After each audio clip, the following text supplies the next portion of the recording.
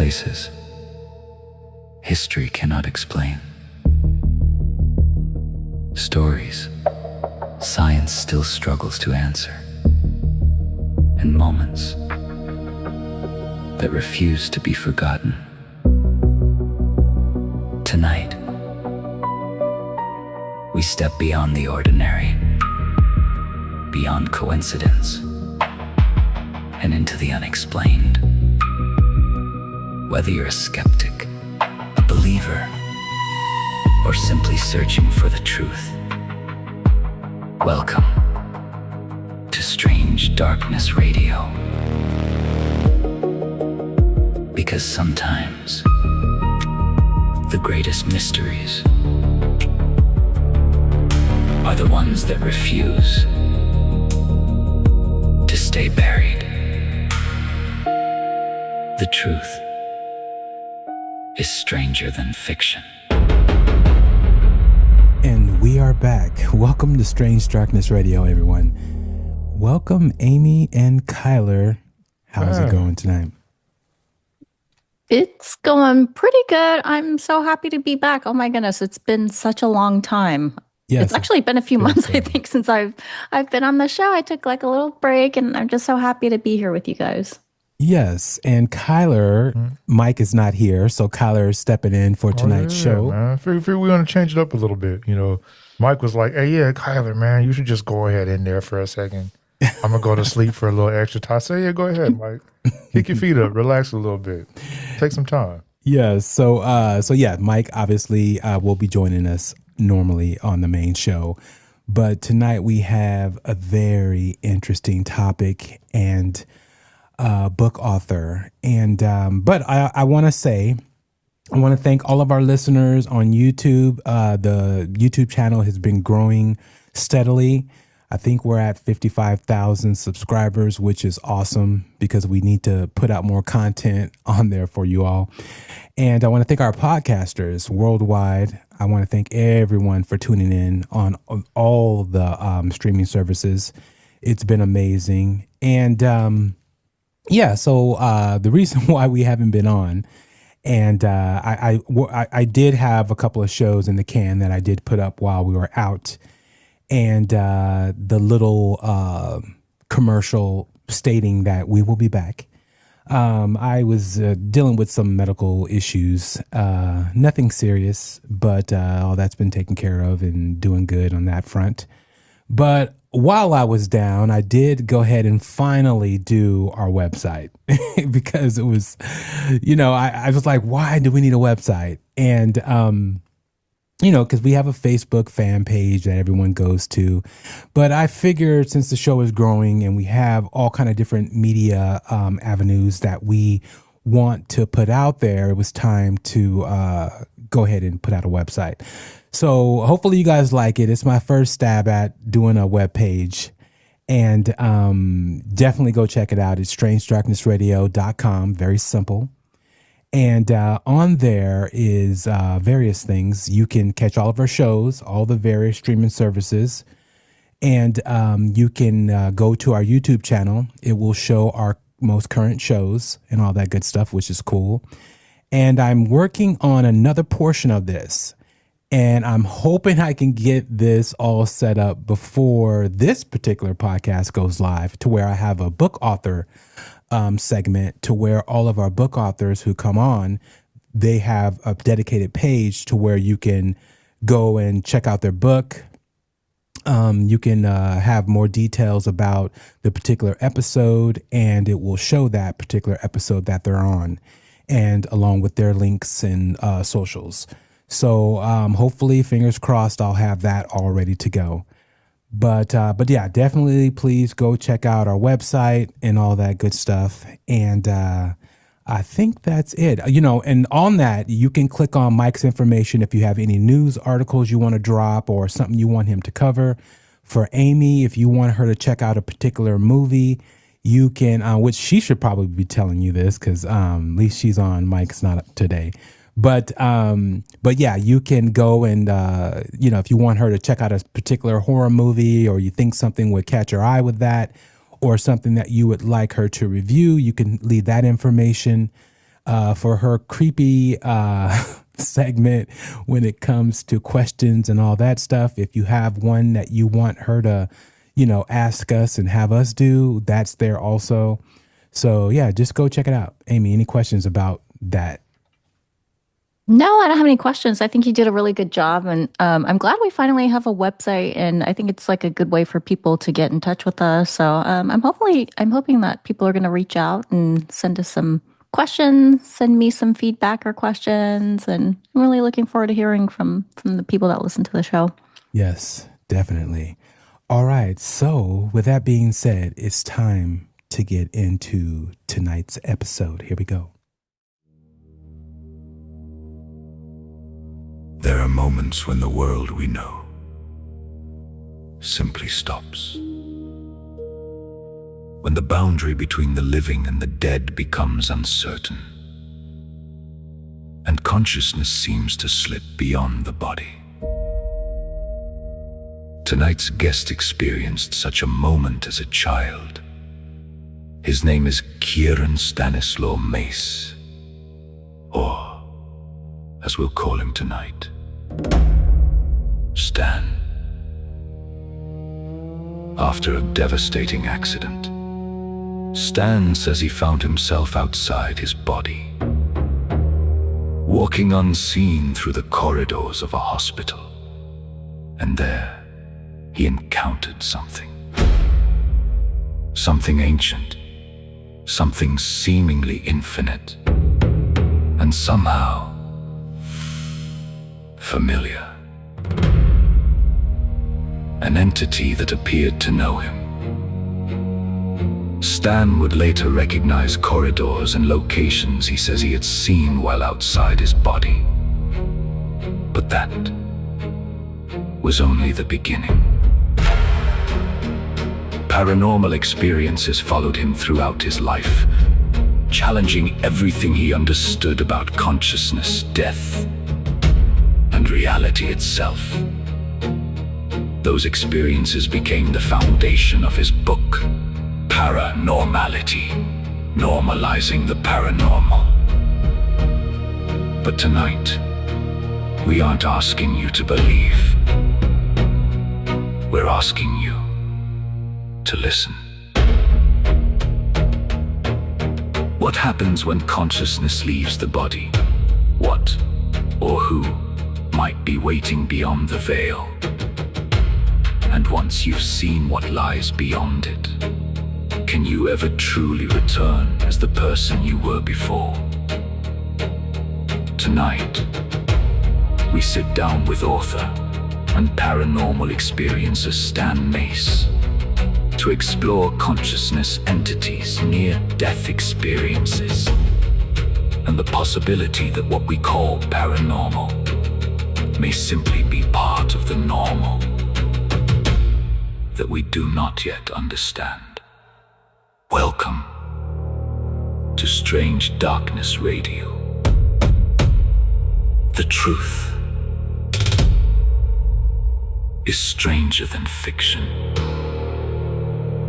Stan, welcome to Strange Darkness Radio. Thank you so much for having me. So, man, an amazing story, an incredible book. Please let our listeners know, about your story.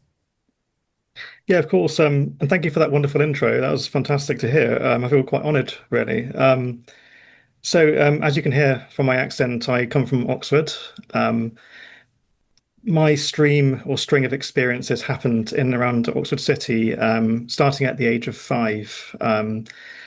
So just to give you an idea of my background. So I come from a mixed culture background, really. So I have Polish and Italian in my family, and a bit British as well. So we kind of all congregated around the centre of Oxford, kind of sharing our different parts of our culture, basically. So what I would often do is make my way to my grandmother's house to cook food with her. So she was specifically Sardinian, so I used to cook with her a lot. So that particular day, it was a spring day, and I was on the way to her house to do another cooking session, essentially, in Oxford. So I crossed the road with my mother, and at the time she was teaching me about road safety. So of course it's a red light means stop, green light means go. In that instance, it was green light for pedestrians to cross, red light for car, of course. So I began to cross the road, holding her hand, but maybe a couple of steps in front of her, just thinking about my nonna, basically, my grandmother. I remember before everything started, something very strange happening. In my right ear, I heard a woman's voice saying, "You're not meant to be here." And the moment I heard this word, and I can see this as a video now, like everything that I'm telling you now, just to kind of give you a bit of context, I see everything. For some reason, I seem to be able to play this like a video, so I'm living this experience. So if you bear with me, it can get a bit emotional. So yeah, I remember this woman's voice saying what it said, and everything went black. For a moment, I felt like I was conscious, stood in this empty void. And I was there just for long enough to think, hang on a second, I was just in the road with my mum at the time. I began to kind of look around to see where anything was, but it just seemed to just go on endlessly. Like I was just barely lit under this light above me. And before I could begin to maybe take another step, I woke up. I was on the other side of the road. My legs were completely in a terrible state without going into too much detail. And I remember being in the most agonizing pain. Like it's a pain that's never left me. Because I'm 41 years old now. I'm getting old now. But it's a pain that's never left me that day, and it's something I can't quite explain to you guys. Like what it feels like. It's just in you forever, and you never will forget that. Yeah, and at that time, basically a car shot through the red lights and hit me. And I ended up going underneath the vehicle, and he decided to, maybe as a fight or flight response, continue to drive with me under it, causing more damage, which wasn't really a great decision, but people do make mistakes. But thankfully, the public were able to apprehend the driver, pull him from his vehicle to stop him from driving further, and of course, treat me at the other side of the road. So yeah, they called an ambulance over, and like I can see even now, like people just stood over the top of me. Like it's a really weird experience. Like it's like, yeah, there is the agonizing pain, but I felt like I was even then beginning to leave my body. Like I felt very disconnected from this moment. So yeah, the ambulance managed to get there and take me to the John Ratcliffe Hospital, which is like a roughly about 30-minute drive from that location to yeah, where it is. Maybe like a 15-minute ambulance drive because they can go through red lights, of course. But so yeah, I was rushed there, and I went through a number of emergency operations to stabilize my body. I'm not sure exactly which operation caused me to have this experience, but at some point I remember waking up again. So to me, like if I were to follow it in a linear fashion, like I was in the ambulance, I remember being in the ambulance, and then suddenly time seemed to just jump forward, and I was awake again. The strange thing was, to me, it felt like moments ago, my legs were kaput, just unusable. I was in pain. Yet I suddenly awoke again, and I was standing. And I noticed that the pain had completely gone. I was standing in the corridor. I recognized it as like a hospital hallway. And my instinct as a little kid was, where's my mum? And so I started this journey to try and find out where she went, where she was. I remember walking down the corridor and noticing that reality felt very strange. It's similar to the way I can see you now, but something was slightly off. Like I've described it before as like being solid light. It's like I could see the details, but something had a slight hue to it, like a reduction in opacity maybe, and kind of colors that I couldn't quite comprehend. It's really bizarre.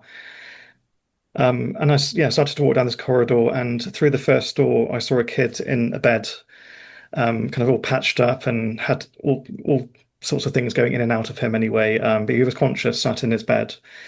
I tried to, well, I waved at him to get his attention, and no response. And I tried to call to him, no response. And I thought, that's really strange. So I carried on walking down the corridor, and a couple of doctors walked past me, and I tried to get their attention, and nothing. I began to get more panicky as time went by because I just began to notice that something just didn't feel right being in this place. I saw a little girl in this room a few just a few moments later, and again tried to get her attention by calling out to her, waving at her. I was in her room, kind of like just trying to get her attention, and just no response. So feeling lost, I just kept walking through different corridors. I was walking past different rooms, storage rooms, down stairways, and I just felt like I was lost. It's like life forgot about me. I was outside of whatever this is, almost like as a human would be observing a zoo to look at the animals. It's almost like I was in the point of observation. Or if you play video games like no clip mode, if you guys will get the reference. Yeah. Yeah, so just like that, basically, like I was just passing and passing, and I eventually found this room, and there was this doorway with a glass window. Something I felt like it was pulling me into this room. Like I noticed there are a few strange gadgets on this door. Like I would maybe now, if I were to look at the image now as an adult, it looks like some sort of security or something that was telling you to not go there, basically. But I was able to somehow pass through all this.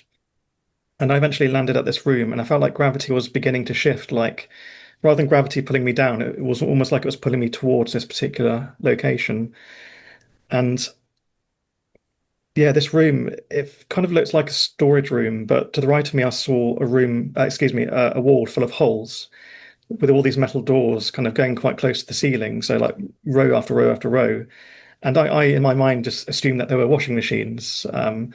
And as I was looking around, I saw like doctors' bits and pieces, like glasses and cutting things and coats, and I just don't know what on earth they were. But I noticed something in that room was quite, I don't know, it's almost like a predator was in there, basically. Like I've described this paradox, and it's the best I've got to so far in explaining it. Imagine a room that felt like it was full of people, but it was visually empty. And it's almost like both concepts cancel each other out. Like I felt there was the presence of something incredibly vast and powerful, but in my sight, I could just see that nothing was there, and I couldn't quite comprehend what was there. But as I began to feel this presence of like this planet-sized something, I began to try to leave this room and felt like I just couldn't do it. So I couldn't break away.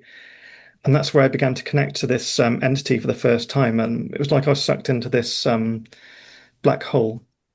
When I entered this black hole, essentially, I felt like I was connected with the universe. It's like, you know, imagine like just being absorbed into the internet, I suppose. It's like I was everywhere and anywhere. I wasn't just like the single person. I was in different places all at once. And this being, as it, you know, got closer and closer to me, I felt time was speeding up, and almost time itself was breaking, really. And like imagine like a VHS tape just speeding and speeding, like it's going so fast that the data download in your mind is not enough to be able to render those images. So I was seeing bits and pieces like planets and people that looked like people, but I wasn't sure even then if they were people, but beings of sorts. And I saw cities that I can't describe, like beautiful, like landscape, like locations with very strange colors. But eventually, like I managed to just get hold of that moment and slow things down and try to bring myself into a single location. And that's the first time where I felt like I had just a moment of control. And I found at that moment that I was flying, kind of, yeah, Superman style. As I was looking down, I could see this path kind of developing under me, and I saw these cement, like a cement stairway kind of slowly building up, and that's where I could see this train yard with this bridge going over. And I was just following this bridge along, thinking this looks really interesting. And at the time, it was new to me. It wasn't a place that I knew. I followed to the other side of the bridge and noticed these stairs that go down slightly, and then onto another bridge that is over this big, beautiful lake. And as I slowed down enough to begin to slowly land on this bridge, I noticed that I could see the dreaming spires of Oxford. So I began to recognize, oh, this is home, but another side of home that I don't know. So I began to understand my location for a moment. And as my feet touched the cement, I saw that there were these teenagers on the bridge, kind of like wearing like a tracksuit, like proper 90s style, basically. And just as I touched the bridge, this kid locked eyes with me. And it's a moment where I thought, they can see me. I'm here. I'm real. Then maybe this isn't a dream. But as we locked eyes, he jumped back, like he was shocked by something. He was visibly like shaken. And I kind of heard him gasp. And then at that moment, I lost control because he kind of made me jump as well. So I kind of lost that control of whatever that being was. I was thrust back towards wherever it was near the hospital. And that's where I experienced time speeding up more. And I felt this bizarre, like, it's like a download of information, like information was being input into me. And I'm not exactly sure to this day exactly all of what it was.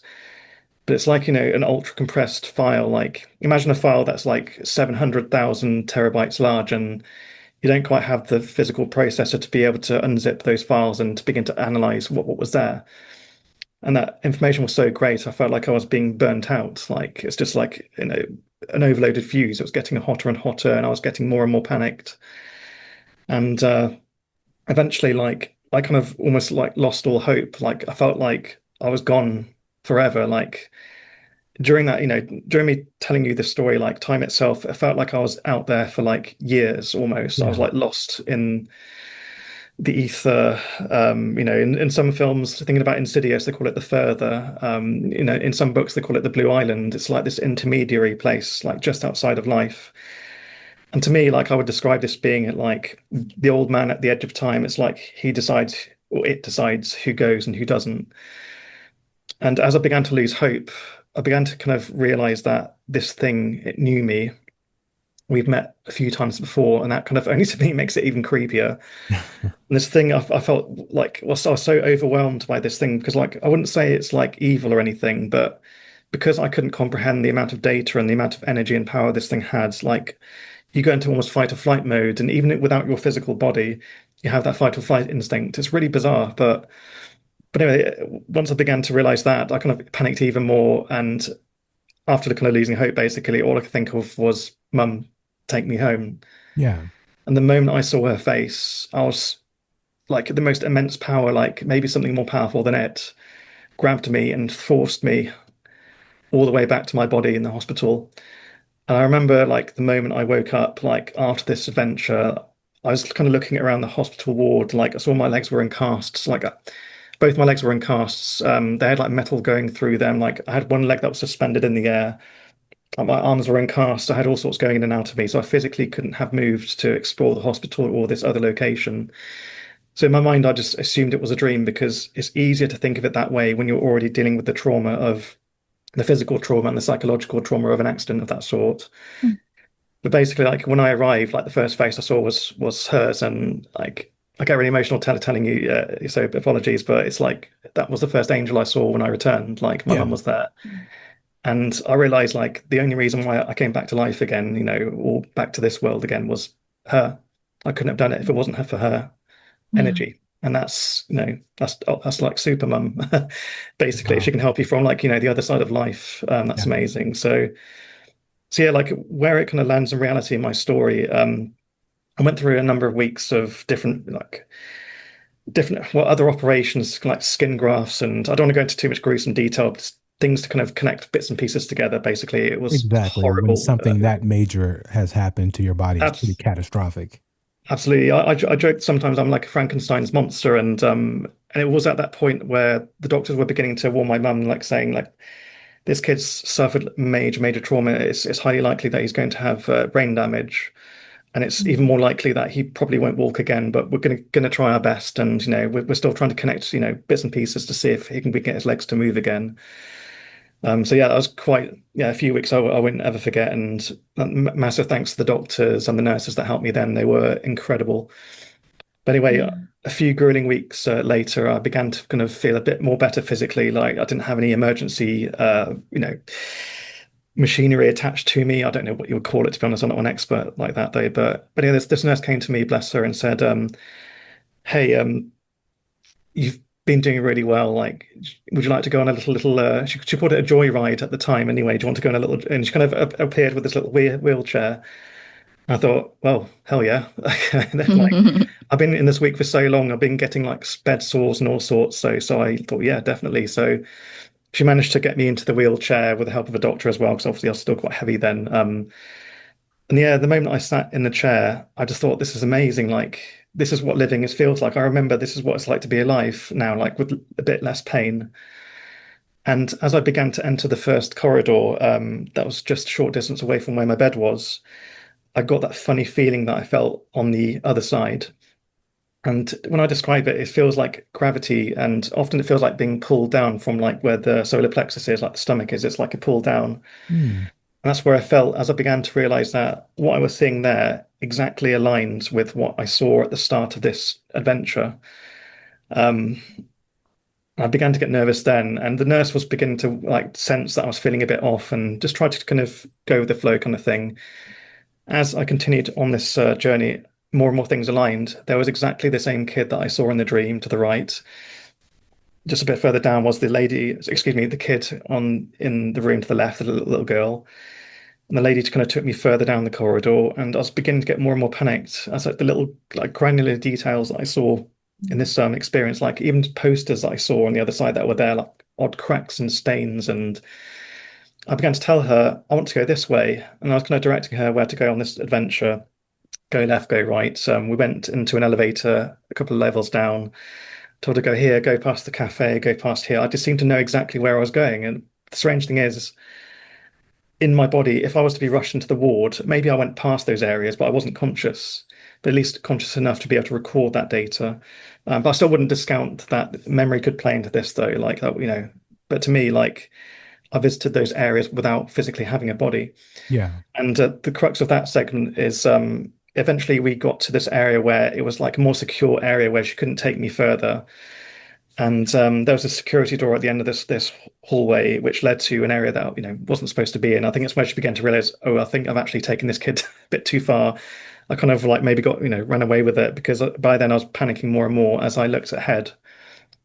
Through this doorway, I could see through the window and into where this other area was that I saw in the dream. And there it was, the area where I met this entity, the so-called washing machines on the wall, the bit different doctor's bits and pieces, the coats, like the exact layout matched perfectly.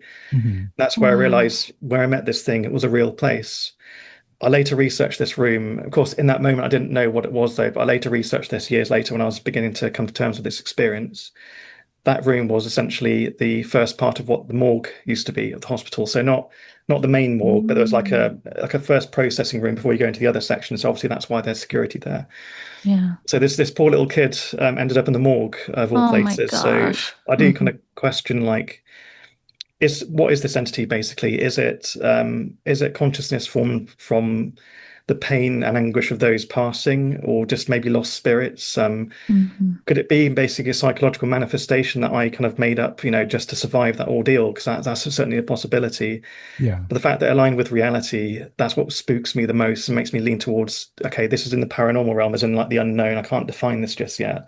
And one day I'd Mhm. love to kind of figure this thing out. But this thing, like the power I experienced then, it's like unlike anything I've ever experienced. Like, and there's a reason why my hair doesn't stay down. It's like it's not just a fashion choice. It just Yeah. won't really. But yeah, it's just Oh, but yeah, it gets like, but this is just the beginning of the story. Like in like paranormality, it's like it's such a long, grueling story, like kind of through these kind of tragedies that develop into something positive. But just kind of end like part of the evidence that aligns with that. So after I had a complete meltdown in the wheelchair with that poor nurse, bless her, I kind of was sent back, and they assumed it was kind of PTSD, and PTSD did play a part of it. Though 100% did have PTSD. So I had treatment for that as I was finishing hospital. There's two more events that I'll never forget. Basically, towards the end of my time in hospital, where I was just eager to go home and just needed to be signed off. And it was I'll say about a week before they signed me off officially. I woke up one evening and felt that very strange, otherworldly feeling of being pulled down, like something doesn't feel right. And it was the middle of the night, so all the kids were asleep in the ward. And just to keep in mind that when we have wards, similar to America, though, we have like a big open ward with like separating, what do you call it, curtains. Like mine was kind of open, and you Yeah. see the other kids, and you see like the nurses' station.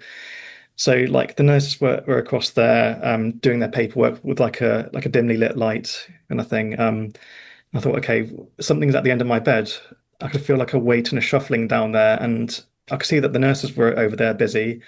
the kids were asleep, so I couldn't figure out what it was. So I'd like to assume that maybe a kid was playing a prank on me. That was be the nice way to see it, though, but I couldn't see any evidence of that. What I noticed was this dark figure at the end of my bed. Um, oh, I hate talking about the thing. Sorry.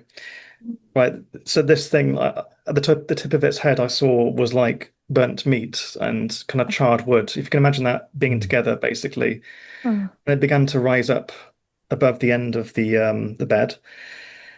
And as I began to see the beginnings of facial features, I saw two long, kind of wiry, spindly kind of fingers like go over the protector bar, oh my, kind of slowly crouch over and rise above. And so it's giving me goosebumps even now. yeah. Wow. Had two eyes. So these two eyes just appeared above the protector bar. I saw just in her face. It kind of stopped just below where my chin is here. And it just stared. And as I saw it, I was absolutely overtaken by primal fear.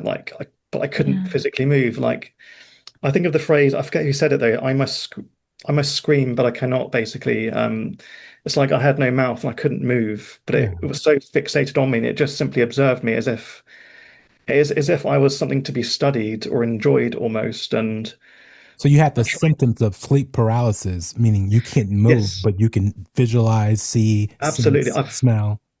Yeah, that's a Mm. great point actually, because I've considered it to be sleep paralysis though, so that's Mhm. a possibility. But also consider the fact that I would have been on morphine and all sorts of different medication to treat that.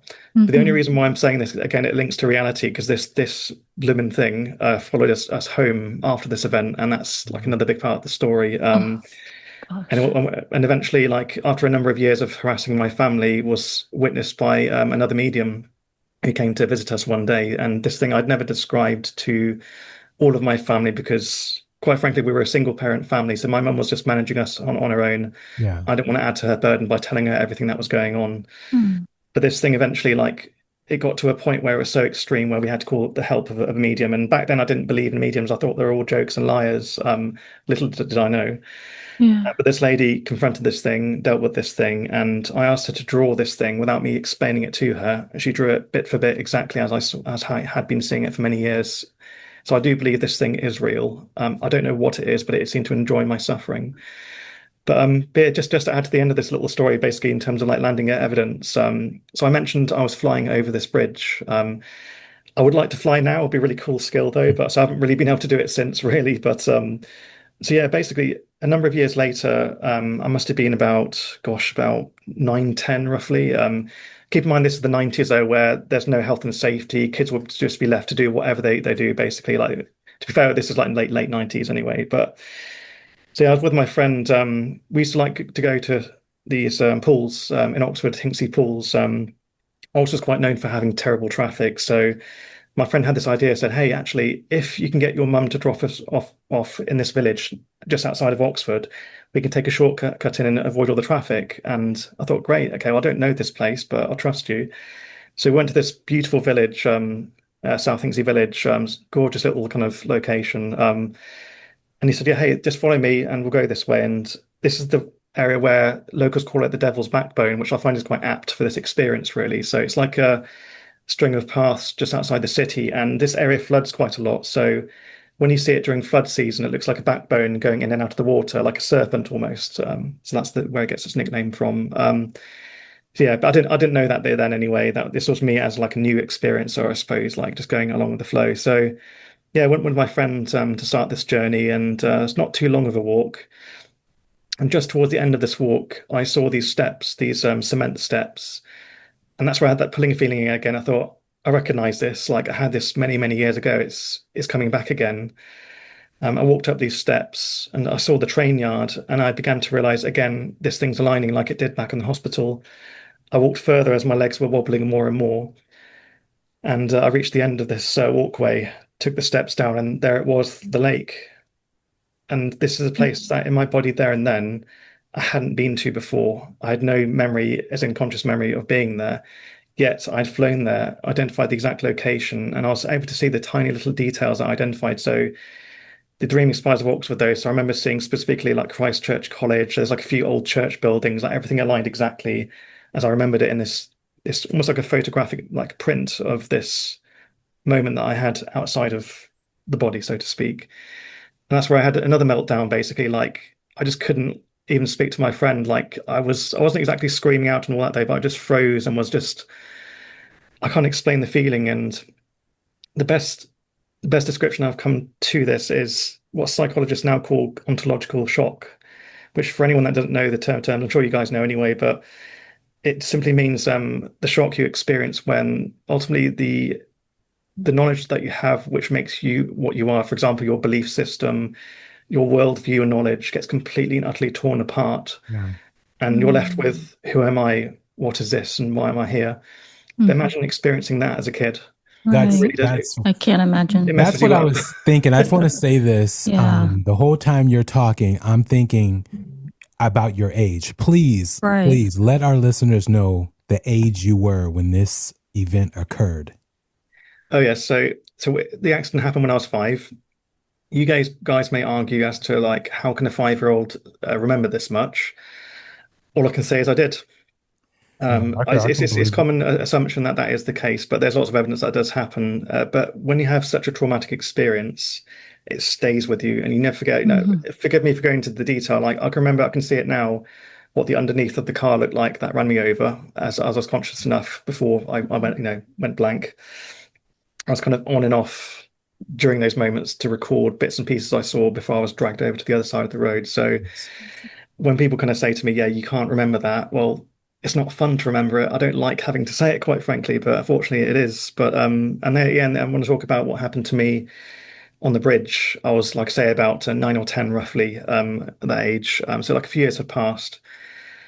And what a lot of experiencers don't often talk about is the burden of knowing, really. So I'm neither a believer or non-believer. I'm an experiencer. So believers and non-believers are kind of similar in a way because they're making decisions based on the lack of knowledge, and there's nothing wrong with that.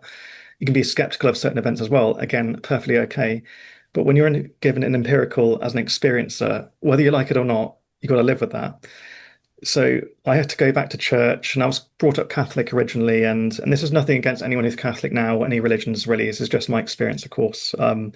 I had to go back to church with the knowing that there is something else out there, and it could be one of many things that isn't in the descriptions given to me by my local priests and whatever's been defined for me.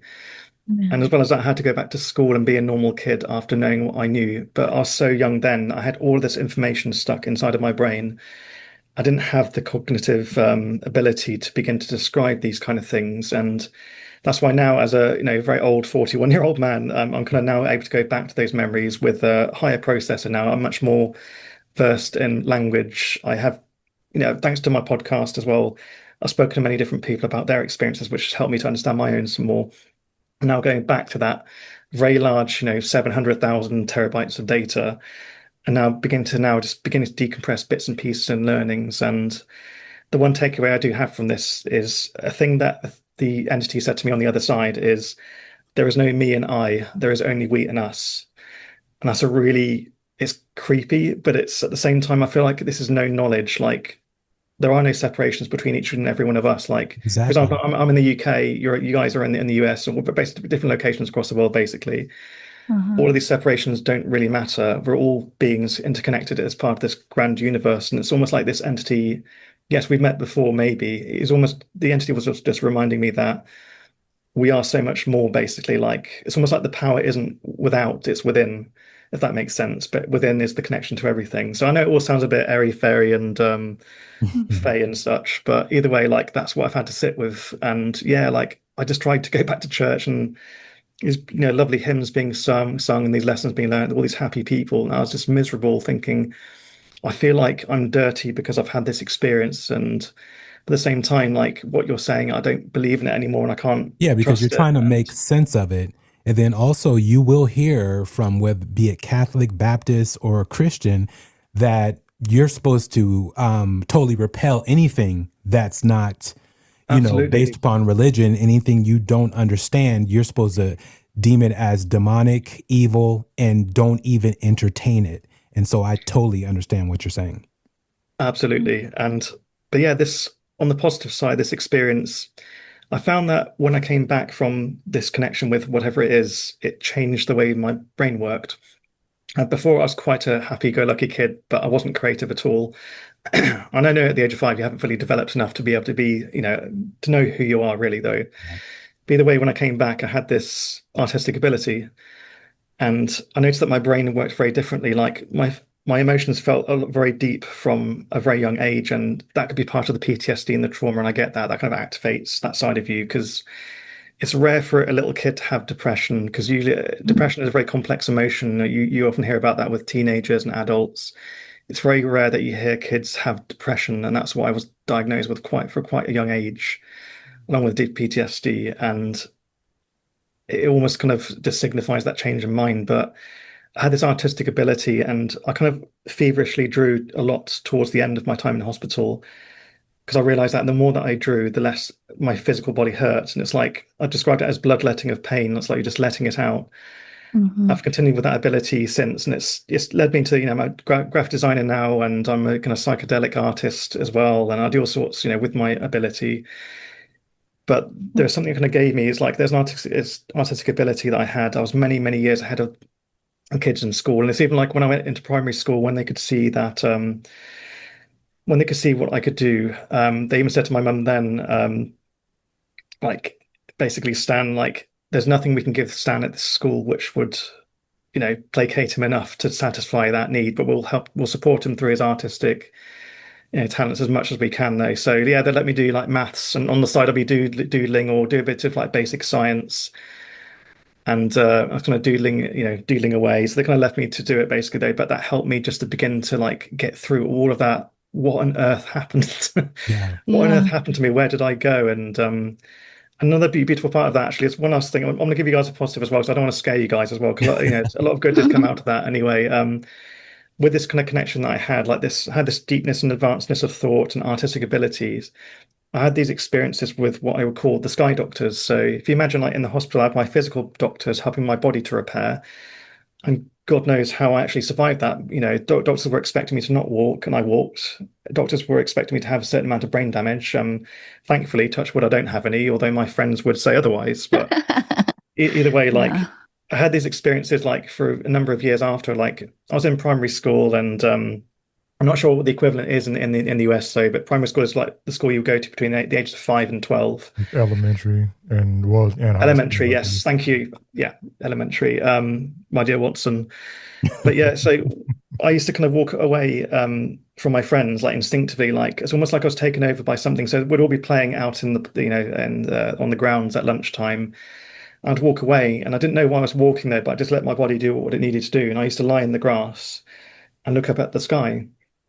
And I kind of looked up at the sky, and the intensity of the blue, grew so much it was just almost blinding.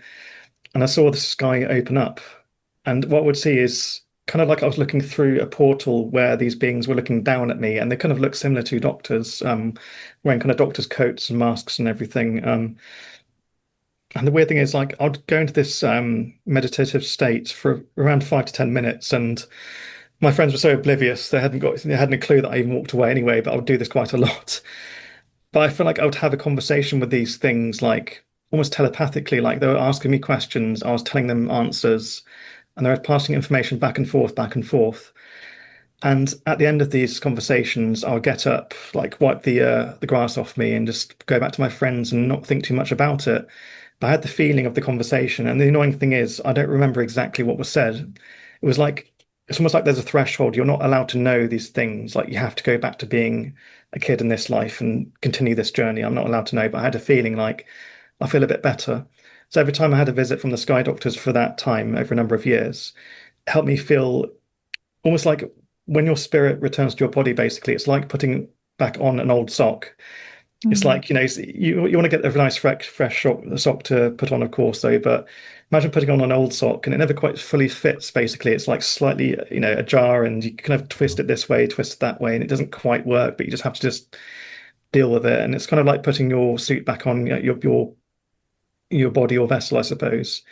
It's like they were treating me for a while to try and just adjust back into this body again, and it's like maybe I entered an area where I shouldn't have been. Maybe I don't know, but I feel like they were almost it's almost like a crime scene in a way. It's like they're trying to cover up all the evidence and just gather those things together and get everything back into order again, but also study what happened. It's a weird thing to describe. But anyway, roughly, I think from the age of at the end of primary school, really, or elementary, as you say, they stopped visiting, and I was okay with that. I felt like, I was all right, and I've never felt fully great since. So, but I'm a lot better than I was on my return.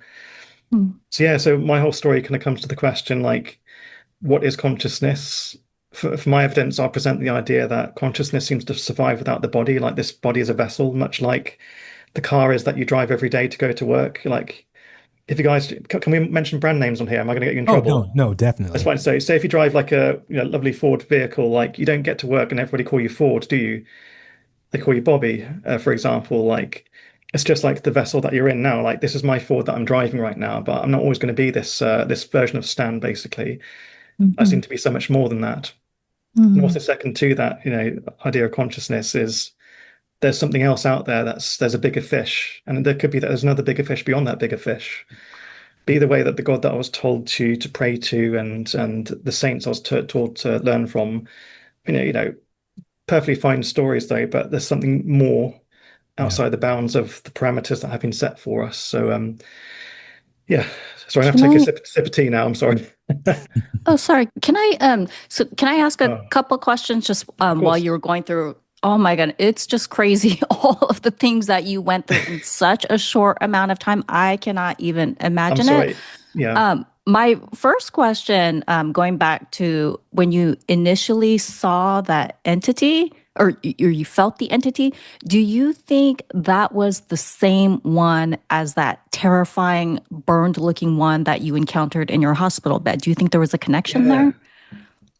That's a great question. I kind of pondered that for a number of years, but I think recently I've come to the conclusion that I'm talking about the way the energies feel, because I recognize there's almost a different fingerprint, I suppose, like almost like imagine like an energy fingerprint between different people and entities. I do believe they are separate. So essentially the entity that I met on the other side, the very more powerful one, was kind of like the gatekeeper at the edge of time. Like imagine like Egyptian mythology, like the boat master, you pay the coin to cross the river Styx kind of thing. Like this person had authority. This thing that I met at the edge of the bed, I felt like it was something that followed me from the other side, so to speak, into this world.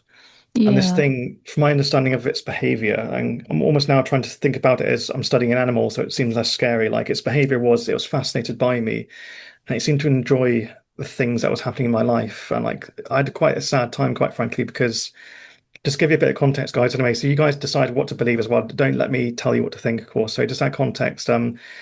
Even just before the accident happened, my dad lost our house from a very silly decision. So we were living with our other English grandmother at the time. So there's a lot of family pressures, a lot of things kind of going on. And then the accident happened. That was obviously a lot of pressure. I had a very angry dad at the time as well. So that's feeding into the energies, a lot kind of going on. And there's all sorts going on, like, I was bullied quite severely going back to school because the kids knew I was very different. I spoke in a very, I come from Oxford and we do speak very strangely over here, but I spoke in an extra strange way. Like I come up with very odd phrases that don't make sense for a kid to say. And I don't mean to. All I want to do is to be actually loved and to live as a kid, basically to fit in. But I had some friends over that, they would never be close friends. Like they'd be at a distance because they could feel something was off, and I kind of don't blame them. But at the same time, like it would have been great just to have a break, really. And so so there's a lot of kind of there's kind of deaths. My grandmother, who I absolutely adored, died. When I was I think it's about 11 years old as well. So there's different kind of traumas happening over the years, different people passing away. There's a lot of stress going on in the family, and eventually my parents got divorced as well. So we became a single parent family. And with that being said, my mother had to support both of us working 3 jobs. So at the same time, we were being harassed by this entity that followed us at home. But I think why it followed us home is I became whatever I am now. Like I would describe myself as a medium. I don't know how you guys feel about mediums anyway. Some of us don't want to be mediums. I'm very much a reluctant medium. I don't want to be one. I just want to be normal. Exactly. But either way, I had this weird awareness, and this thing seemed to be fascinated by me because it switched something on. And then, Yeah. it followed us through the many years in our former kind of family home. And it just, so many strange things were happening there. We had strange whistlings, objects moving, smells, smoke. These things kind of sound like standard poltergeist-like activity, but it escalated further to the point where we had like almost literally the distorting of reality. Like I went into my bedroom once in the middle of the day and it turned to night. Get your head around that. That freaked me out. That's when we had to get this medium involved. But a lot of things happened over a number of years where this thing seemed to be there, almost triggering these events to happen and just loving it, absolutely loving it. I had, towards the end of my time there, I had, a stepdad for a number of years. He turned out to be a particularly nasty guy. And it's almost like this thing was feeding into people that were around me, like being quite nasty and angry. Like I'd have very angry teachers at school, which, but this is part of the mystery. I know this is a very long answer to your question, though, so apologies, though, but I'm trying to give you with a bit of honesty. Great answer, because that's what truly happens, and these entities, I believe, feed off of. Yeah. Yes, absolutely. Like, it seems to be more common than I thought in these experiences now. So that's, it sounds horrible, but it's great to know that it does happen to other people. But what I noticed was there was a number of years where I thought everybody just hated me. Like people would get so angry so quickly. Like, yeah, I know I'm annoying. I know I can be that kind of way. Like, if I wouldn't shy away from that though, but not so much where people get violent suddenly. So yeah, I remember one instance where I had a maths teacher. Over here we say maths, by the way, not math, I have to say. So I know it's going to annoy you guys. So my maths teacher, he had this. He's like standard like angry maths teacher, big old messy beard, and like kind of the stereotype of what you think a maths teacher would be. But so it was a bit grumpy anyway, but never violent. But I remember one time actually coming to him after not being able to do my homework, and it was just me and him in the room after the kids have left. I said, "Yeah, really sorry, sir. Can you help me with X, Y, and Z?" And he just paused for a moment, and it's the first time I recognised what I would call the takeovers happened, where his eyes would lose their sheen, and it would be what I would describe as like looking at a dead body. Like a dead body loses its sheen. You can see the energy goes from the eyes. He just paused for a moment and started saying like horrible, horrible things, like just you effing this, you effing that, and like. Wow. Great, almost like growling in his voice and like muttering horrible things to himself. And I said, "Are you okay?" And he kind of like stood out of his seat and kind of shot that back. And he started shouting. I don't know what it was, but when you're a kid, you're so empowered by something. You're not recording actual data. You're just panicking because you're in a freak out mode. Yeah. And he just got up, flipped the table, and kicked his chair to the other side of the room and just walked straight out, or stomped straight out. And at that point, I was just shaking, like. It's that adrenalized moment that you get where you can't quite comprehend it. But this is the example that I'm supposed to follow. This is the adult that's supposed to be teaching me how to be better and be good. But I remember him coming into the room a few minutes later, like I'd noticed his eyes were normal again. They had their sheen back, and he was alive, alive, I would describe him as. And he just didn't say sorry. He just nodded at me and kind of carried on, like completely like sullen, like he'd realized he'd done wrong. And that's where these events kept happening. So teachers would randomly explode. Like some teachers that were quite nice to me would suddenly change. Or, my stepdad at home, for example, like I do believe he may have been affected by whatever was in the house. I'd have friends come over who would just suddenly get angry. And even to me, like over time, it slowly sapped my energy where I stopped hanging out with friends. I didn't want to know people because I saw everybody in the world as just being horrible. I think if this is the world that I return to, why on earth am I here? Yeah. And it took a long time for me to realize actually something was affecting them and just loving it, basically. And thanks to the help of a good friend and medium called Penny, who's in my book as well. She's awesome. She's actually on a couple of episodes of my podcast now. She's a good friend today. But she literally saved my life for the second time, really. So she was able to separate me from whatever this thing is. Wow. And from there, I began to realize actually this is what it's like to actually. So it's almost like I returned to the earth on. A few months after the accident when I was 5, but it took me until it was like my late teens, early 20s when this happened. I can't remember exactly. I think I was probably about 21, 20. It took me all those years later to actually wake up and then realize actually this is what it feels like to be in your body and be awake again, to feel love, to feel peace and happiness and laughter and all these good things. This is what I've been missing out on in humanity all these years. So bless her. So that's when I began to realize and study the events that happened during that time in that house. realized that, I'm one of those medium guys that I used to make fun of on the TV, and I felt quite embarrassed about that. I think, like, you Yeah. find the secret out about it yourself. And do you mind? Can I swear on this, basically? I Oh don't want yes, no, you're good. It's to. Basically, adult rated. oh, good. Okay, just to make sure. So, yeah, when I spoke to Penny about it, it said, like, I've now had time to process what's happened and what you faced and all that. Like, quite frankly, I think I might be a medium. Like, what do you think? And she's turned around and says, Stan, no shit, Sherlock. That's the first response. She's a legend. I love her. But so yeah, like I began to kind of make peace with that. I think, oh, now it's beginning to make sense. This is why I can feel and see these weird kind of things. And it's like even during that time, I did have a lot of it was negative. There were moments where it's almost like the energy was elevated enough for very interesting things to happen that were, I would say, towards the positive end. For example, my cat died, which I don't mean to Oh sound horrible wow. though, but there's a night when my cat passed away during that time. Puss, bless her. Yeah. It was a very shocking moment, and yeah, I detailed this in my book, so I'll just tell you shortly though. But yeah, she essentially came back that evening. It's one of the most profound, Hmm. most beautiful paranormal experiences I've ever had, and this lasted over about 2 hours. Usually these are fleeting moments, but basically, like when she passed over, I was in shock, traumatized, and just, she was my best friend. Like when I got back from the hospital, Puss used to be with me all the time. It's like she was my familiar for a number of years because she was helping me to heal as well. Yeah. Yeah. And she died like instantly, like it meant nothing by Wow. this, again, a car speeding through the street. So I seem to have this theme around cars at the moment. Yeah, I kind of looked to the end of my bed and saw what were the impressions of these paw prints, like it was pushing down and I could hear purring. I could smell her as well and feel the warmth of her, but there was no cat there. Hmm. I watched it very slowly go up the side of me. She used to sleep on top of my head at night. And that night, I felt like the weight go on my head. And I was putting my arms down to feel like what's going on here. Like my hands were going through her, but I could feel like there was a depression above my head, like as if there was a weight pushing down, but there's nothing physically to do that. So I can't explain how that would work. Hmm. So Wow. I felt at peace in that moment. I didn't feel scared. I felt like this is the last night I'm going to have with my friend. I just knew it in my gut. And that Yeah. lasted for no word of a lie. I was watching the clock and I was trying to force myself to be awake for as long as I could into the early hours of the morning. For 2 hours, just sat there with an invisible purring cat. And Mm. eventually I passed out and fell asleep and woke up for school the next day. And I was expecting to wake up devastated and just missing my friend.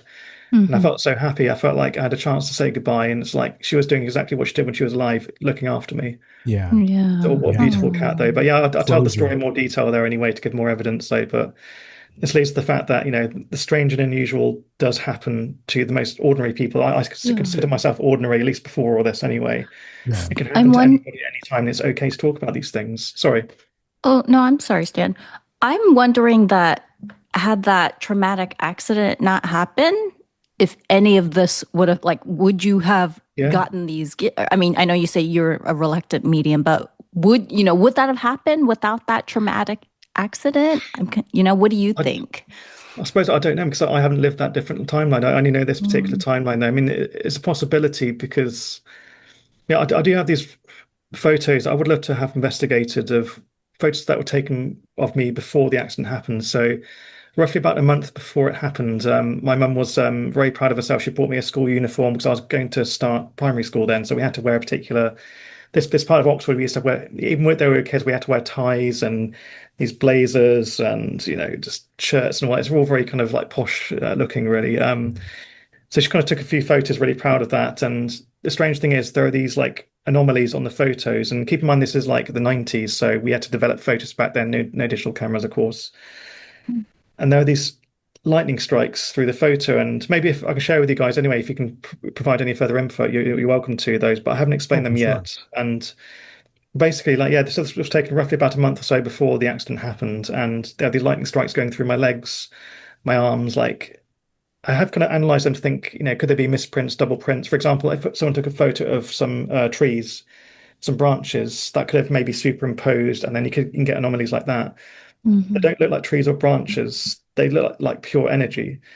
And I did think about, okay, could it be the developing fluid, the stop fluid, for example, that didn't fully seal it, basically, like they don't look like drips either. I actually studied them because I eventually kind of later went to college and I studied graphic design. And back then we used to study photography, like traditional photography. So we had to develop it with the film and everything. So I tried to actually replicate my old photos as I was beginning to kind of uncover that story, and I couldn't replicate it then. It doesn't mean it can't be explained by kind of professional, like, tangible means, but I've yet to explain that. I just But want yeah, to so things say were around me before then. that's what I love about your story.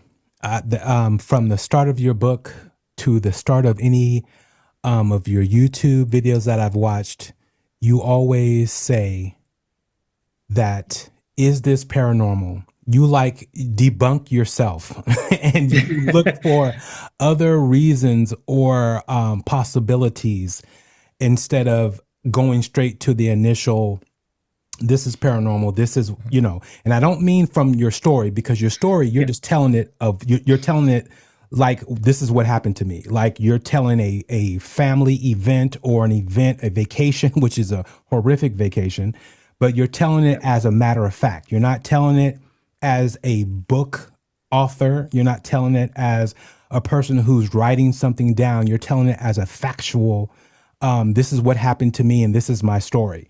And I love when you talk about, religion, because you're at odds with it, because it basically is saying, well, religion says this is how things are supposed to go, but then why did this happen to me? And all these things, were real, you're not, and then you tell people you don't have to believe me, but I beg you to listen to my story, because there's a disconnect with, humanity Yes. when it comes to situations and stories like these. And what I believe you had this ability before the accident. And I think this entity was following you from the day you were probably born. And unfortunately, a lot of events occurred through your life, from 0 to 5, that you had no control of, but this entity was creating chaos. And the possibilities of the pineal gland as a young person and it being open and not being shrunken as you get older, that access. And then when this particular incident happened to you, when you went into this other realm, or you're basically became one with, everything, that's why you were able to be able to recount, because you're just, recounting from a standpoint of what happened to you as this being that has left his body. And some people, yes, as you're older, they will see the light, they will see particular certain things, but then there's the other side to where it's like, before you're born, you're just one with everything. At least that's what I believe. And I believe you had that encounter and was able to recount everything. And I also believe, based upon the morgue situation, whether that was a tunnel for people passing, where, the ushering of death comes and has that pull, I'm not sure. But I think something did manifest or say, this person can sense me. This person is different than all the others. And especially when it realizes you're going back, this person is going to go back and I can live off this person's energy. There, to me, there's so much. And I just want to say that because there was so much going on. Yeah. And I had to go back and rewind. But yeah, I just think your story is so incredible. I mean, I was going to Hey, say, I thought that thing might have been there and he just was able to finally see it again, or he was able to finally see it. Something that had already been messing with them before. Yeah, And then I after feel the the accident, same he finally way. came across it. Yeah, I actually was wondering, though, as far as like the different areas where you were saying these happen, like the hospital and various places, have you ever gone back to like look at those places again, or maybe like contact the nurse or the nurses or anybody who you had met around those times? Yeah, that's a great question. For one, I tried to get in contact with the person that ran me over to get an understanding of what really happened. Did they even care? But unfortunately, yeah, they passed away about 6 or 7 years after the accident. Unfortunately, because, well, long story short, he should have gone to prison basically for what he did, because he was too old. He wasn't, which wasn't true. He was just very rich, and because obviously we're a poor family, so he's very rich and paid a few people off, and that was that, sadly. So fortunately, that was a tangent that I didn't want to go down, that I discovered more about. But as for the doctors, I mean, I owe them my life. I genuinely do that. And I went back a number of years later, and I was beginning to uncover the story and asked them at the John Ratcliffe, like, can you help me to understand who helped me? And they said, quite frankly, like, they went through all their details and said, we burn our files after a number of years because just so much information comes through this hospital. So yeah, at the point I called them, they were digitizing them anyway, so it's easier for them to store. But because it's the 90s, they got like big old cases. Like imagine like FBI cases and like rooms full of all these different bloody blahs. But yeah, so they couldn't find details on my doctors. So, but I do remember one doctor in particular who helped me on my return. Lovely doctor called Dr. Rawcliffe, which obviously you guys are not going to know anyway, but he's very much a loved member of our community. He helped me a lot when I returned back. And the weird thing is, this story just keeps expanding and expanding. So I'm going to answer what you guys said about your conclusion. I think all of you are very wise. I'm very impressed by you all, actually. But just to add to this before I go into that, that is, I went back to the location where the Devil's Backbone, so to speak, a number of years later to kind of make peace with this and understand it. And it's frightening seeing the location that you went to, where you were hit by this car, and just seeing it in the modern day. Like it just sends chills down your spine.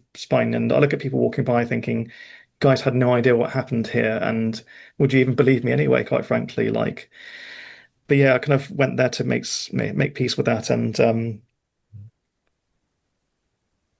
yeah, so kind of trying to think how to explain this really. It's a complex thing. So yeah, it's kind of when I went back, I began to realize actually I'm kind of okay with this now. I'm beginning to understand what happened. The weird thing is, the lovely Dr. Rawcliffe, who helped me, who I didn't see for many years after the accident, there he kind of left the surgery and kind of went on his way. But I've always remembered him and thought the world of him. At the end of the Devil's Backbone, I saw a bench, and I thought I was drawn to it there, and I thought, okay, that's strange. It was just in front of this beautiful church in South Hinksey Village. On the bench was Dr. Rawcliffe's bench. He had passed away about 4 years prior, and they dedicated a bench to him in his memory at the start of the Devil's Backbone, where I had this paranormal experience, which led to me meeting him. That's weird in itself. But also kind of adding to that, I began to ask myself, like, why did I fly to that specific location over the bridge? I'm taking myself back in time to the way I would think as a kid. I was trying to complete my journey because in my mind, I was on the way to my nonna's house to cook some food with her. I was hit by a car and I went on this whole experience. Me and my spirit body was trying to make my way back to her house because her house is at the end of the Devil's Backbone, in these flats on the other side of the lake. But that lake I hadn't visited when I used to visit her because it was just a bit further down. So so basically I began to realize why I was trying to bring myself back is I was trying to get myself back to an area that I knew. All I knew, the last thing I was doing was trying to find my nonna, so to speak. But yeah, just add more context as well. Like what you guys say about it potentially being a calling before this is something I don't mention in the book, and I'll go into more detail in its sequel. Strange happenings happened before the event, other than the photos. Beautiful. Like there's this lady who's best friends with my mum. Like we're really good friends with this Muslim family, and they're very deep into their spiritual faith.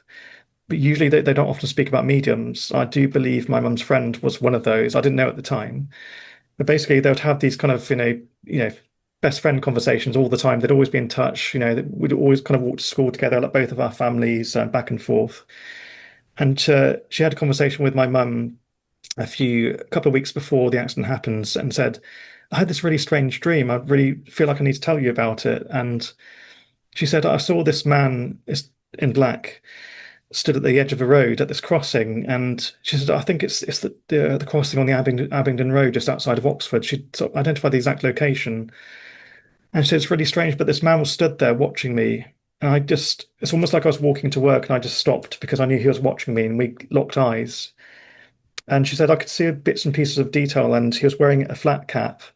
He's wearing like a shirt and like a coat over it, basically. But she described his features to my mum, and she said, that's strange. She said, that's my dad. Because I have inherited my granddad's name, Stanislaw. That's why, I'm called Stan now anyway. But yes, my granddad, Stanislaw, who came from Poland, she described it and she said, yeah, that's my dad. She says, why are you having a dream about my dad? And so the weird thing is, like, the details that she gave to my mum matched him exactly. She never had met my granddad because he died just before I was born. So this was quite a number of years later when all this happened. So I know, sorry guys, if I keep jumping backwards and forwards in time there, but I try to do it as clearly as I can for you. Amazing. But yeah, she had identified him and she said it was so spooky. She said, I felt like he needed to tell me something, but I don't know what it is, but I just want to let you know. And then, yeah, a few days happened. A couple of weeks later, it happened. And yeah, it was exactly the crossing on the Abingdon Road where I was hit. I went through all of that, and bless her, that lady came to my mum a few days later when I was in the ICU. And she said, "I'm so, so sorry. Like, I told you this dream. I feel like I could have changed it. Like, if I knew enough information, I could have changed it. It could have been different." My mum was always clear from her with her from the beginning, like, it's not your fault. It's not your fault. It was just, but how she was able to exactly describe my granddad, she'd never met my granddad. She hadn't seen photos of my granddad. There weren't many photos of him anyway back in the day because, again, he came from a very poor family. We're a poor family then, like to afford a decent enough camera Yeah. of him around that time. Basically, they just didn't have it. Basically, like anyway, but yeah, it seems like he knew, and knowings were beginning to happen before this happened, but nobody knew this was happening to stop it from happening. Essentially, so there are aspects to this that I'm beginning to realize it's expanding further and further. Like I say, the coincidence of the so-called coincidence at the end of The Devil's Backbone, where the doctor that helped to save me after I came back, basically, at least one of the ones I can identify, his bench that was dedicated to him is at the end of The Devil's Backbone there. And like I say, the warnings before the event happened, the strange photos that were developed there's numerous photos that we had taken of me then before the accident happened. Um, I just can't explain it though, but it seems there was something going on in the works that I wasn't aware of. And would I have wished this situation would have happened differently? Maybe. I mean, yes, in a way, because I just want to be normal. Yeah. I've never known what it feels like just to live a normal life, not traumatized, not feeling with anxiety, OCD, all of this extra processing that it gives me because it exhausts me sometimes, like the amount of thoughts that come in. But at the same time, all of this, like I'm able to share this story now, and me sharing this book ever since I've had all these beautiful messages from people, and it's helped them to come to understand their own trauma, but also speak out about their paranormal experiences. And it's afforded me the career that I have today as well. And the podcast that I do today as well helps people too. Like, so yeah, I do kind of wish it never happened, but at the same time, if I didn't go through that, I wouldn't be doing what I'm doing now and speaking to you guys right now. And it's been such a privilege that I'm essentially a nobody, basically. I'm not anybody famous, not anybody special. Yet this book happens, it's kind of opened up opportunities really. So But yet you are, unfortunately. yes, I am, yes. It's like John the Baptist, or unfortunately, the stories from the Bible where people go through a lot and then they have to live with that, but then they're helping so many other people, through that, through their issues and problems and understanding of what's really going on and they think they're going crazy. Yeah, it does feel like that sometimes, but I'm very much a grounded person. I'm not forceful with people. I don't tell people what to think. All I can do is present them with my findings. But I'm very, very clear on I don't like to tell people what to think. Like the parameters have been formed around you, depending on your culture, the country you're born into, the religions you're in. It's up to you to be brave enough to bound over those fences of the parameters that are given to you to then truly explore the universe and what beautiful things are out there. So the things that we're told to fear, like I don't like the word paranormal, even though it's written on my book numerous times. I don't like the word paranormal. Yeah. It's parallel to a defined normal, but who on earth decided what is normal? Exactly. I mean, it's just That's stupid. so Like, but the word That's what you paranormal said also that has. too. It was all about being normal, and it was Totally. But this is what you guys do. You normalize the conversations about the paranormal, but people are so afraid to talk about it because of stigma, because of all the movies that you watch, and and I'm a really big fan of like The Conjuring and various. I'm a big horror movie buff. I love those, but yeah. I watch those knowing that I've kind of been through worse than that in some instances. Like it will never be as scary as it is actually meeting these things. So yes, I feel like even though I've experienced a lot of pain and doubt, and there's times in my life, quite frankly, where it's affected me so badly that I didn't want to be here. Basically, like I wanted to return back to where I went to. Yeah. Let's just say, but because I kind of saw it through and began to realize actually what this story means, it's at least added some meaning to the suffering. And suffering's only worth suffering if it brings something out of it. Basically, if you evolve, you don't go into your cocoon to not become the butterfly, so to speak. That's kind of the way I like to see it now. And maybe I'm applying my own meaning to survive ultimately, but so yeah, but also speaking, but yeah, sorry if I'm speaking too much anyway. Feel free to No, interrupt me anyway, you're fine. Trust me. Yes, people are going to be like, why didn't you ask this? Why didn't you ask that? Why didn't you ask this? So, but that's understandable. But no, I love hearing your story and everything else. And we've had a lot of people on with NDEs, and the only reason why they don't go back is because they don't want to do anything to end their life, but they want to go back. They miss that experience. But they also know eventually they're going to get to the destination. Or to recreate the experience. I mean, or if they could do it like in a controlled way, even just like create like how you mentioned meeting that entity, what you call it, the infinite entity. Yeah, I don't have a name for it. It's just some horrible dude.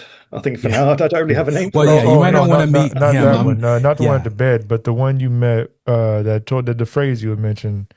Oh, I nicknamed it the man at the edge of time because I felt like it's an appropriate description, but I can't really give a name to it just yet because I don't think, again, naming is a human thing. We put parameters and measures on things. It's like there's an expression, putting a blanket around the unknown to give it shape.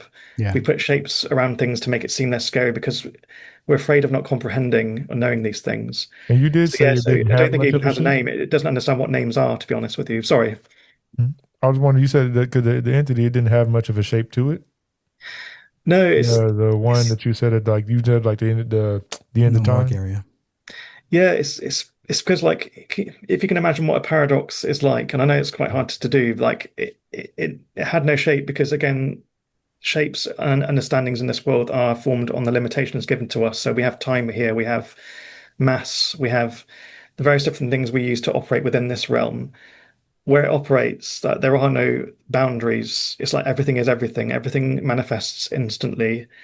So it has no shape, it has no form, it has no name, it has no measure, if that makes sense. Because these shapes and names and measures, for example, are human things. Yeah, we're just trying to, our little brains try to get our heads around that. Is So things. funny because a lot of people don't realize everything that we visually see is created from a circle, a square, and a triangle. And it makes all these things. And, that's what our perception of our reality is. And then for those who go outside of that, boy, it's interesting. Yeah, I mean, especially if you're allowed to. That's kind of if you might go too far. Well, some people be worried about going too far out of it. Yeah. But I mean, even coming across an entity like that, where I mean, you hear stories of different ways people will, like you mentioned, giving titles and names to things. But I believe I've heard people say there are entities over there, like they call them guardians, and they kind of sit in that realm to kind of, I guess, keep people from going too far too soon and different things like that. At least along those lines of it. Yeah, that's a good description. You're not supposed to be there yet, so they kind of have you go back and different. Yeah, so it's kind of like along the lines of those, and even I mean, even just like meeting. Well, I don't know if you meet multiple of those, but yeah, if there was a way to label some of them, I actually kind of like the thought that something like that could exist on that edge of reality or paranormal or whatever people would want to call it. But also, it's funny that when you're describing these particular dark entities, I had a situation that occurred with me that I talk about on the show, to where I was laying in bed, and in my house I have a hallway which has a thermostat, and it's a Nest, to where it's censored to where you walk by it, it lights up, it tells you the time and the temperature of the house and outside. And so I'm laying in bed, and I normally don't lie on that side of the bed, but I was. And so I'm watching this. I see like the light come on in the hallway, and I'm like, okay, that's weird, because now my spidey senses are tingling, because I'm like, is somebody in the house? Like, that should not trigger. Like, there's a lot of crazy things that happen in my house, but that's not one of them that has ever gone off without someone passing in the hallway. So, so I sit there, I look, and I sit up. I'm like, okay, this is weird. And then I lay back down. I'm like, okay, I'm going to watch this. I'm going to see if it triggers again, I'm going to get up, And so because the portion to my door and from that Nest triggering is no more than 2 feet. So they would be pretty quick in the room, right? So I'm like, okay, this is weird. So I'm watching it, and then I see like a dark figure. It's already dark. The hall is pitch dark, but there is such a thing as darker than dark, which a lot of people have not seen. And trust me, when you see it, you will never forget it. Mm-hmm. And so it's something like looks over and then it goes back real quick. I'm like, what the hell was that? Right. So I was like, damn, should I get up? And I don't get up. Next thing I know, this dark figure comes into the room, but it's not a figure. It is a cloud of darkness along with, as it's coming into the room, it's undulating and sparking. It does not have a form, but it's sparking. It's like it looks like something that you would see in space, right? And then as it's going and sparking, I'm like, what the hell am I seeing, right? So now I'm trying to get the hell out of the bed. Now I am in fear. I'm trying to run. I'm trying to scream. I'm trying to do everything I can do, right? Now I cannot move. And I'm like, what the hell is going on? So as it's approaching me, I'm again trying to scream, trying to yell, trying to run. It comes closer. And I am totally, it's a funny fear though, because it's not a fear like this thing is demonic or I'm thinking something evil, right? Right now I'm thinking like, what the hell is it? And now that it's approaching me, it seems hot. It seems like it's going to burn me. So as it leans in on me, I'm like, oh, I'm about to get burned. That is the first feeling, and the reaction is like, I'm about to get burned because this thing, whatever it is hot. And it's obviously creepy and crazy. It doesn't even, it's unreal, right? So as it leans over, it's trying to tell me something. It starts to form a shape, a humanoid shape, but it leans in, and I'm like trying to rear my body back from what I think is heat, which is not heat, but my mind's telling me it's hot. But it's trying to say something to me, and I cannot understand what it's saying. So I have like a sigil tattoo for like evil and everything. So, and before I'm evoking everything, every, Baptist, comment as far as religion I can think of, and thing is not doing anything, right? But then I start thinking about the sigil.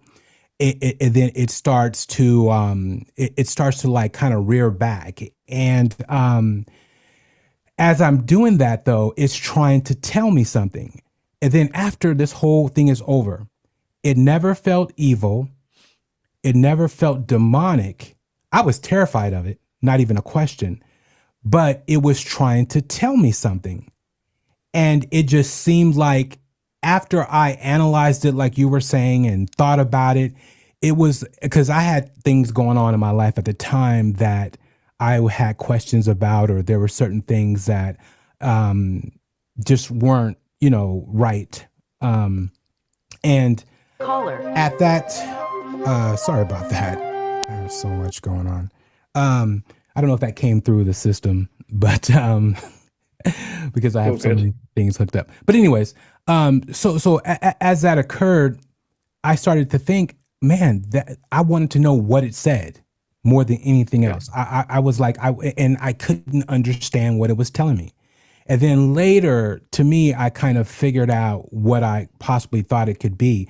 But I do think things come to you in your not darkest times, because I wasn't anything I was doing particularly that was a dark time. It was just things around me. And I think that's what that entity or whatever it was about. So it's interesting on how things like that occur. But no one could tell me that didn't happen. And I've never had sleep paralysis. And I wasn't asleep at the time, but, people say, well, no, you might have fell asleep during that particular brief moment and this occurred. But yeah, it was unreal. Yeah, especially dealing with sleep paralysis. That's such a different situation. I don't know. I've always felt sleep paralysis, and other experiences were different, because times when I've seen things and everything, I wasn't really paralyzed and couldn't move. So, I mean, yeah, I don't know about that as much. But yeah, at least with the thing I had like seen, I was able to move. So yeah, I wasn't paralyzed at all. It actually was one where you mentioned that the Blue Island, I think you would called it. Yes. And that was one that I wouldn't mind trying to learn more about that, even, because I don't think I've ever heard that term before. Yeah, I actually got it from a book that I read a little while ago, literally called The Blue Island by William T. Stead, I think it is. This is a book. It's actually recommended to me from one of my good friends, actually, and my mind was blown away. Normally, it's very hard for me to read because I find it very hard to focus on one thing at a time. But this thing sucked me in from start to finish. And essentially, the premise is a man that was aboard the Titanic. Of course, we all know how that went. During his crossing over, essentially, he found himself on this place where he would describe it as an island that was infinitely blue. Like the blue was at such a level of intensity, like everything looked almost completely blue. And he knew immediately when he arrived there, it's my job to help. So he helped spirits cross over during the sinking of the Titanic. So he was immediately given a task. He knew he exactly had a task to complete. You know, no job interview, no nothing, no salary expectations. Like he just knew that was my job. He knew straight away, which was interesting. What makes this even more interesting is the fact that this book is written supposedly from the other side. So William T. Stead is the person that passed over, and he is actually speaking to the reader from the other side, describing what he can see during this blue island, this intermediary place between this life and the next. Like think of it as like a recovery area in like maybe after soldiers have been to war, for example, they'll spend time in an infirmary to go through that place of realization of what's happened, to be checked over, and then ticked off when they're ready to pass on. So that essentially is what the Blue Island is. It's those who have passed in a way of trauma who need to come to terms with what's happened, and also to be reintroduced to the infinite of like what they really are. And yeah, so that's essentially Mr. Ted Stead talking from the other side through a channel. So essentially, a medium is actually channeling him himself in the book itself. So I know you guys kind of may think it's quite crazy, which I did think when my friend presented it to me. I thought, no, this just seems ridiculous. You kind of need to read it yourself to understand. And I think that's a great way to understand what it's like on the other side. And but also in terms of like reference to media as well. Like if you guys want to understand what mediumship is like when it comes to feeling these energies and noticing these things, the most accurate representation, I believe, from my first-hand experience, is the film The Sixth Sense.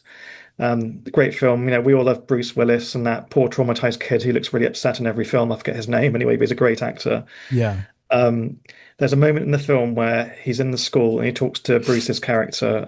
He says, basically, he's describing to him like what it feels like when they arrive, and they're kind of looking to these hanged people in the hallway that Bruce's character can't see, and he basically says like, you know, the feeling where you feel the hair at the back of your neck standing up, and you feel like the gravity in your stomach being pulled down.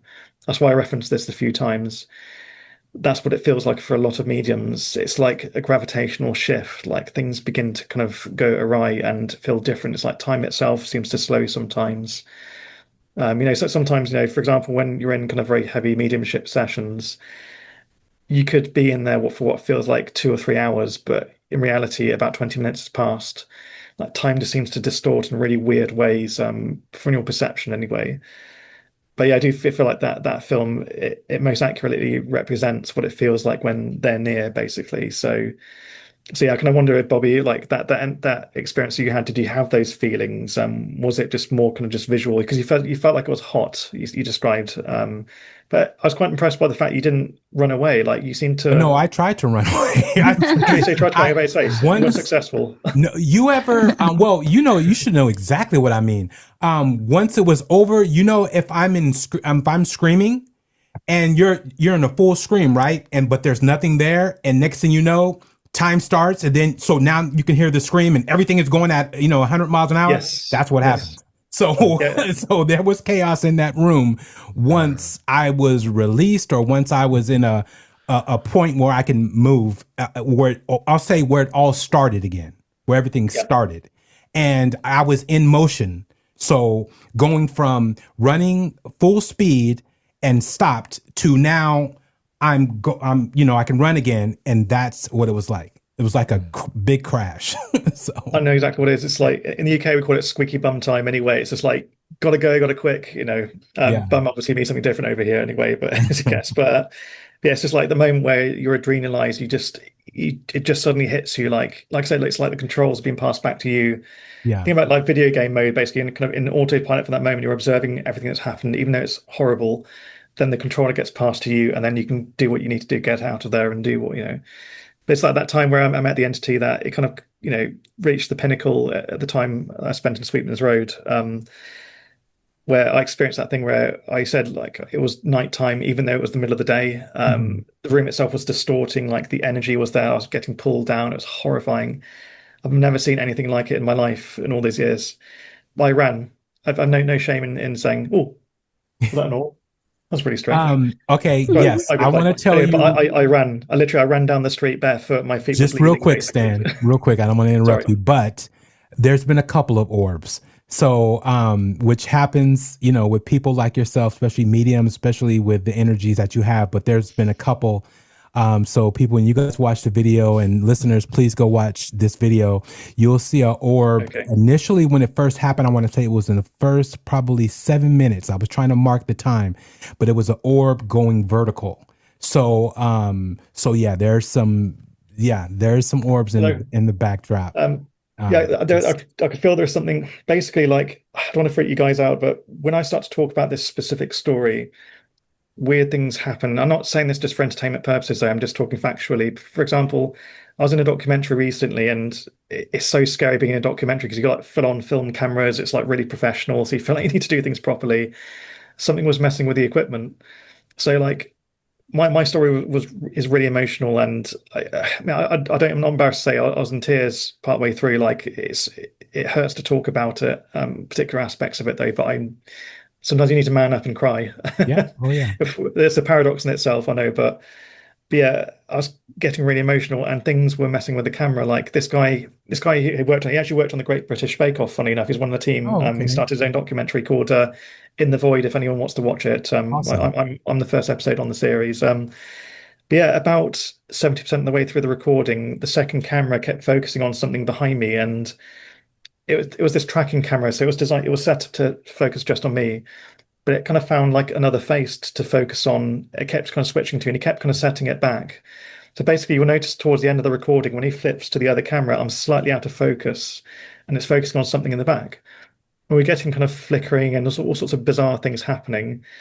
But I've noticed, yeah, the more I do these interviews, and this is like, I think the 24th interview that I've done for this book, and I've never talked so much in my life about it, but in a way, this has helped me to come to terms with this trauma anyway. So thank you for the opportunity. It helps me to heal too. But yeah, so it's interviews that I've been on where just we get strange anomalies, again, orbs. And there's something that kind of arrives as I'm talking about it. And I don't think it's anything malevolent. I think it's the thing that I came into contact with over there. So there is a third character, which I haven't fully talked about just yet. And I don't know if I'm ready to just yet, but I have what would be called a spirit guide of sorts. And I do believe it's a good thing that followed me back to look after me. Forgive the bizarre naming, but it likes to call itself Compendium. Because it acts as a knowledge giver. So basically what I do is, as I mentioned earlier that I speak very strangely, I say specific phrases, it throws words at me. Like I have this obsession with words, and they mean things at just the right moment. It's like, for example, I went through a couple of weeks recently where I was really doubting myself, and it's to do with work and personal life, and I thought, this is just getting really hard. Everything is extremely hard. Why is it this way? And why can I not do anything? Well, I do the right things there, but life won't respond in terms of like that way. And I thought, okay, what on earth is going on? And this word kept gnawing at my brain for days and days and days. And I thought, what on earth is that? Like, I don't know what that means. It's the word metanoia, which is a Greek word. And I eventually Googled it because I thought it's just bugging me. It won't leave me alone. It's like somebody's poking my brain. And I searched the word, and basically it's a word to describe an extreme state of transformation, of rediscovery, of metanoia is kind of similar to metamorphosis, though, but rather than a physical thing, metanoia is like a psychological, I suppose a psychological evolution that you're going through, which really spooked me, though. And yeah, literally the day after, once I began to know what that word meant, the situation I was dealing with seemed to change. Like the rules of the game seemed to go in my favor. I began to realize, actually, this is why this has happened. This is what I was supposed to learn from this. I think I know what to do next. And then the situation was resolved.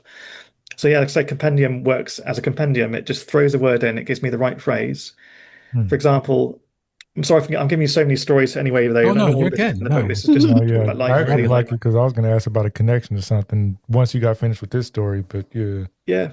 Okay. Well, tell me to stop talking in a minute. And if you No, guys don't have stop any talking. questions, Don't. Please just continue. think about your You listeners. hold I on want to you guys what you ask were me as going to much as you say. can. No, that's fine. No, go ahead. Basically, like many years ago, like I believe my first connections with what I call compendium, what it calls itself.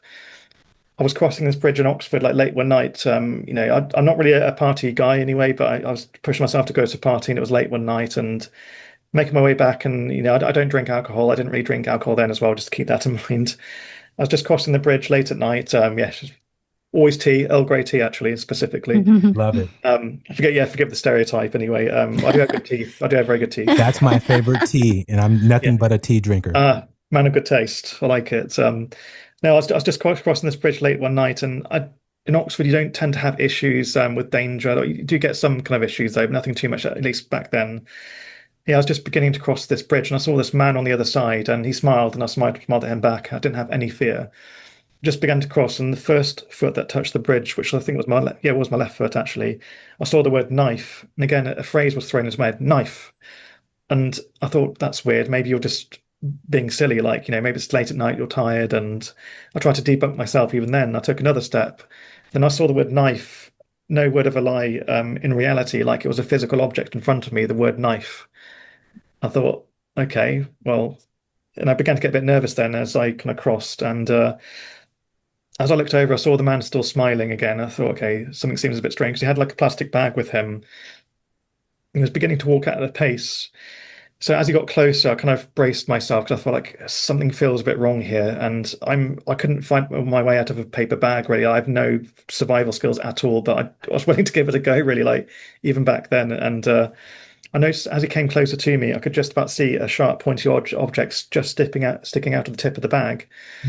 And just as he got closer to me, he went to put his arm into the bag further and pull out what looked like very clearly a knife. And I could see it under the moonlight as well. It was enough to get enough of a shine so I could see exactly the shape of it. By then, I was already ready to go. And for some reason, rather than using my arms, I used my legs. And I kind of kicked my legs forward to shunt him backwards. And I just ran. And I was in an adrenal state, though. So I just kept running. I literally ran all the way from the centre of Oxford to where I lived at home, which is like, usually it's like an hour-long walk, though. But I ran in about sort of half an hour. And yeah, I was exhausted by the time I got home.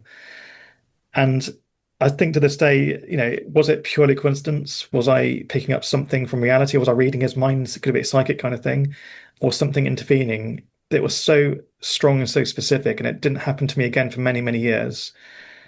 And it links into me kind of leaning on this thing more and trusting this thing more. Sometimes it just throws words at me and it points me in the right direction. Like, for example, I wasn't going to publish my book because I wrote my book.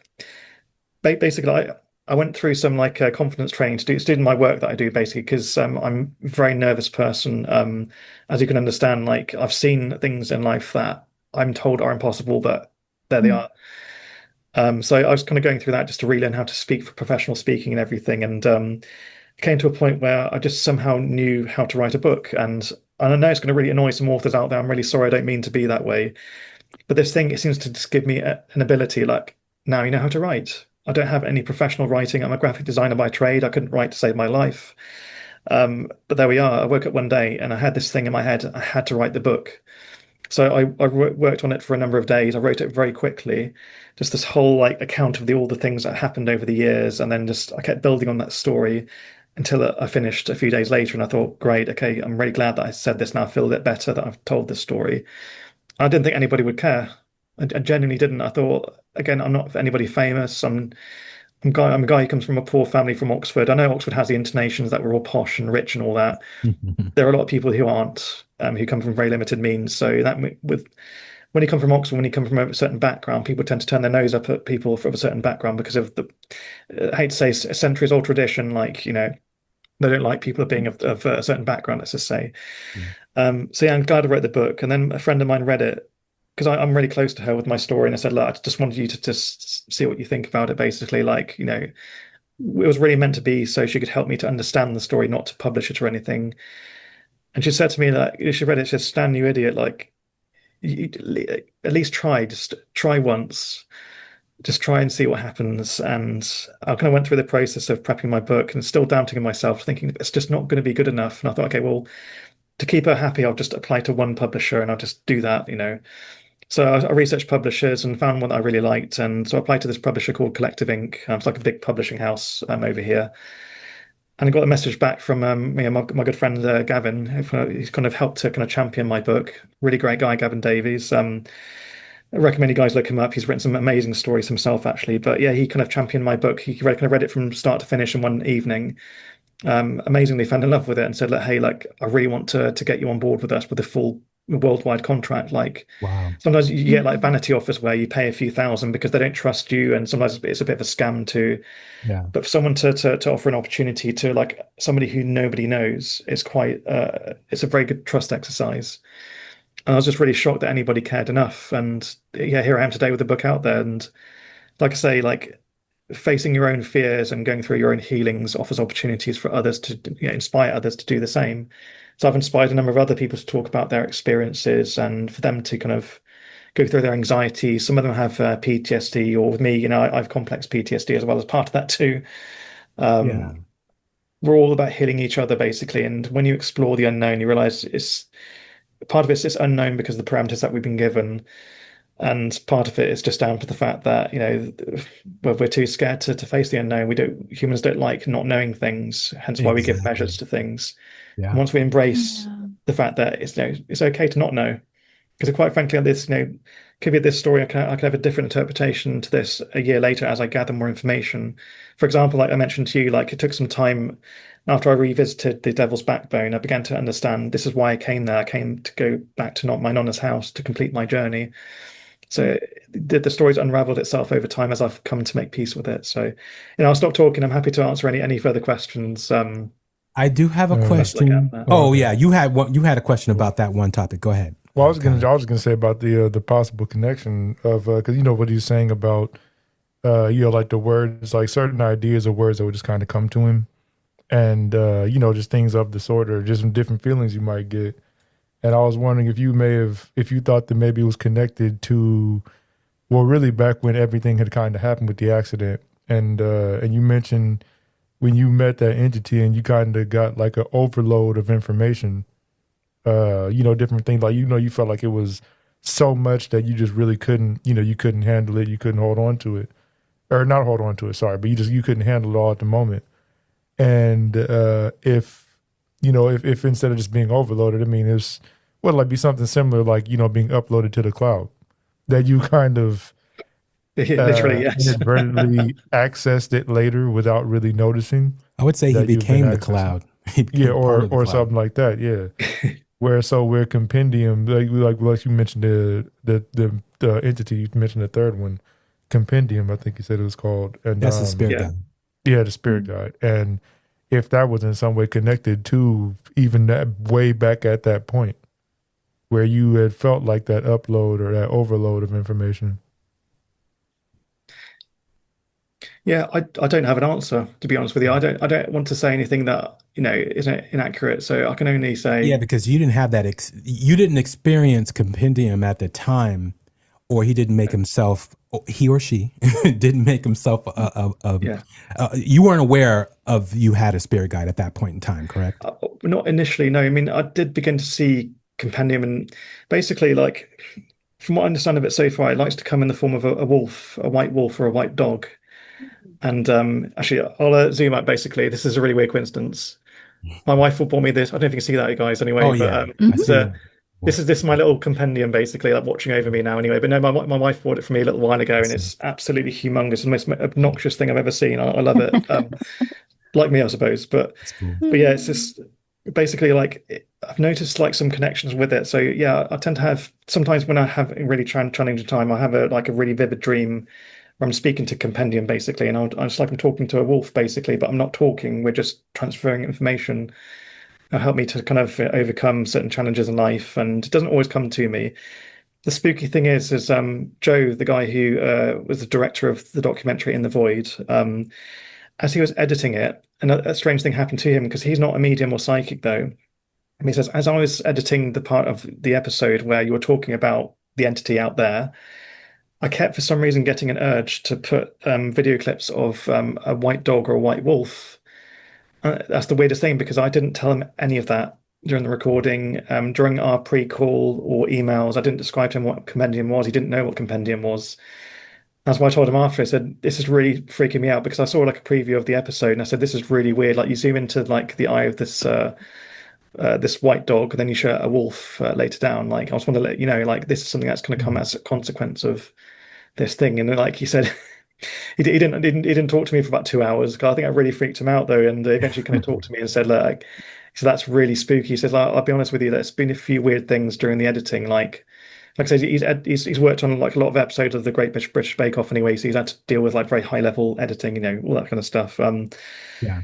He says, "Yes, I've seen some weird things and I can't explain them, but I'm beginning to kind of be glad that you said that in a way because I felt like I was kind of going crazy." And yeah, sometimes it comes as that. So yes, to answer your question, like I don't think it was the entity, but it came with my return. So that bad guy, that annoying burnt guy, anyway, followed me back and harassed my family. But I think Compendium's been working at the back, trying to just nudge me forward. Like I think, especially at the time when, like I said, when I was ready to say, "Look, I give up.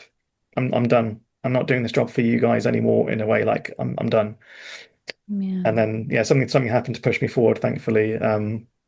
Yeah, since then it's like even like the most darkest days, my life isn't perfect now anyway, but I'm very lucky to have the life that I have now. But it's just there sometimes. It's just a bit of a nudge. Doing a similar job to what the Sky Doctors did many years ago. So yeah, I would love to speak more about Compendium in my next book, because like what I've actually given in this book is the book actually isn't a massive book. It could have been much bigger though, but it's so dense, full of experiences, though it's quite exhausting if I were to make it 300 pages. But Yeah. I've actually split it into two books. So the first part is like an introduction to the unknown, like here's a possibility, and it's for believers and non-believers. And I present to you what I've seen, the context around it. There's a couple of funny stories in there to kind of break up the intensity, though. But there's basically just linking into that is really quickly. There's actually a funny story about a kid that was swallowed by his own school bag. But the reason why it's actually in there in a book to do with ghost stories is it's a metaphor for being overwhelmed with a situation, and once you read it for yourself, it will begin to make sense anyway. But like I said, I'll give you context around to give you a better understanding of what may have happened. But yeah, there's a lot more to this story that I haven't told just yet. And like paranormality is just the first part of it. And eventually I'm going to go fully, into, a beyond the beyond, kind of situation. Mhm. So yeah, like I said, so I feel like even now there are some things I can't tell you guys because I think you guys have probably seen so much over the years you've been doing what you've been doing anyway. I don't think too much would surprise you, but I think what I may have to tell you may surprise you. But I have to work out how to verbalize this whole thing. Because like I say, it's a big old download that I've had, and I know it's annoying for you guys to hear, like anyone hearing this, like, well, why don't you remember all the things that he showed you? Like, I don't have the mental, I'm a lot smarter now than I was when I was a kid, but I don't have the mental processor to be able to unzip this file. Like I'm just beginning to get tidbits and pieces out as time goes by. But I don't think I'll ever really get to the end of this life and have a full understanding of it until, my time comes and I cross and so on. Then I'll be reminded, oh yeah, this is what I really am. This is what it showed me.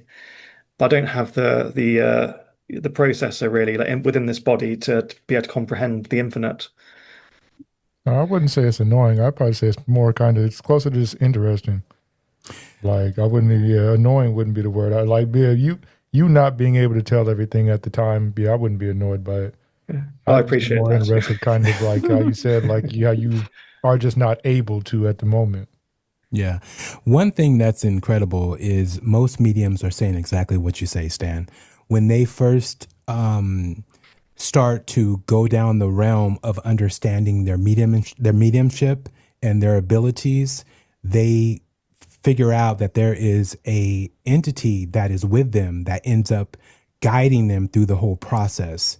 Because from what I'm hearing and what a lot of people say is that guide is very important. So one, you don't get lost in yourself.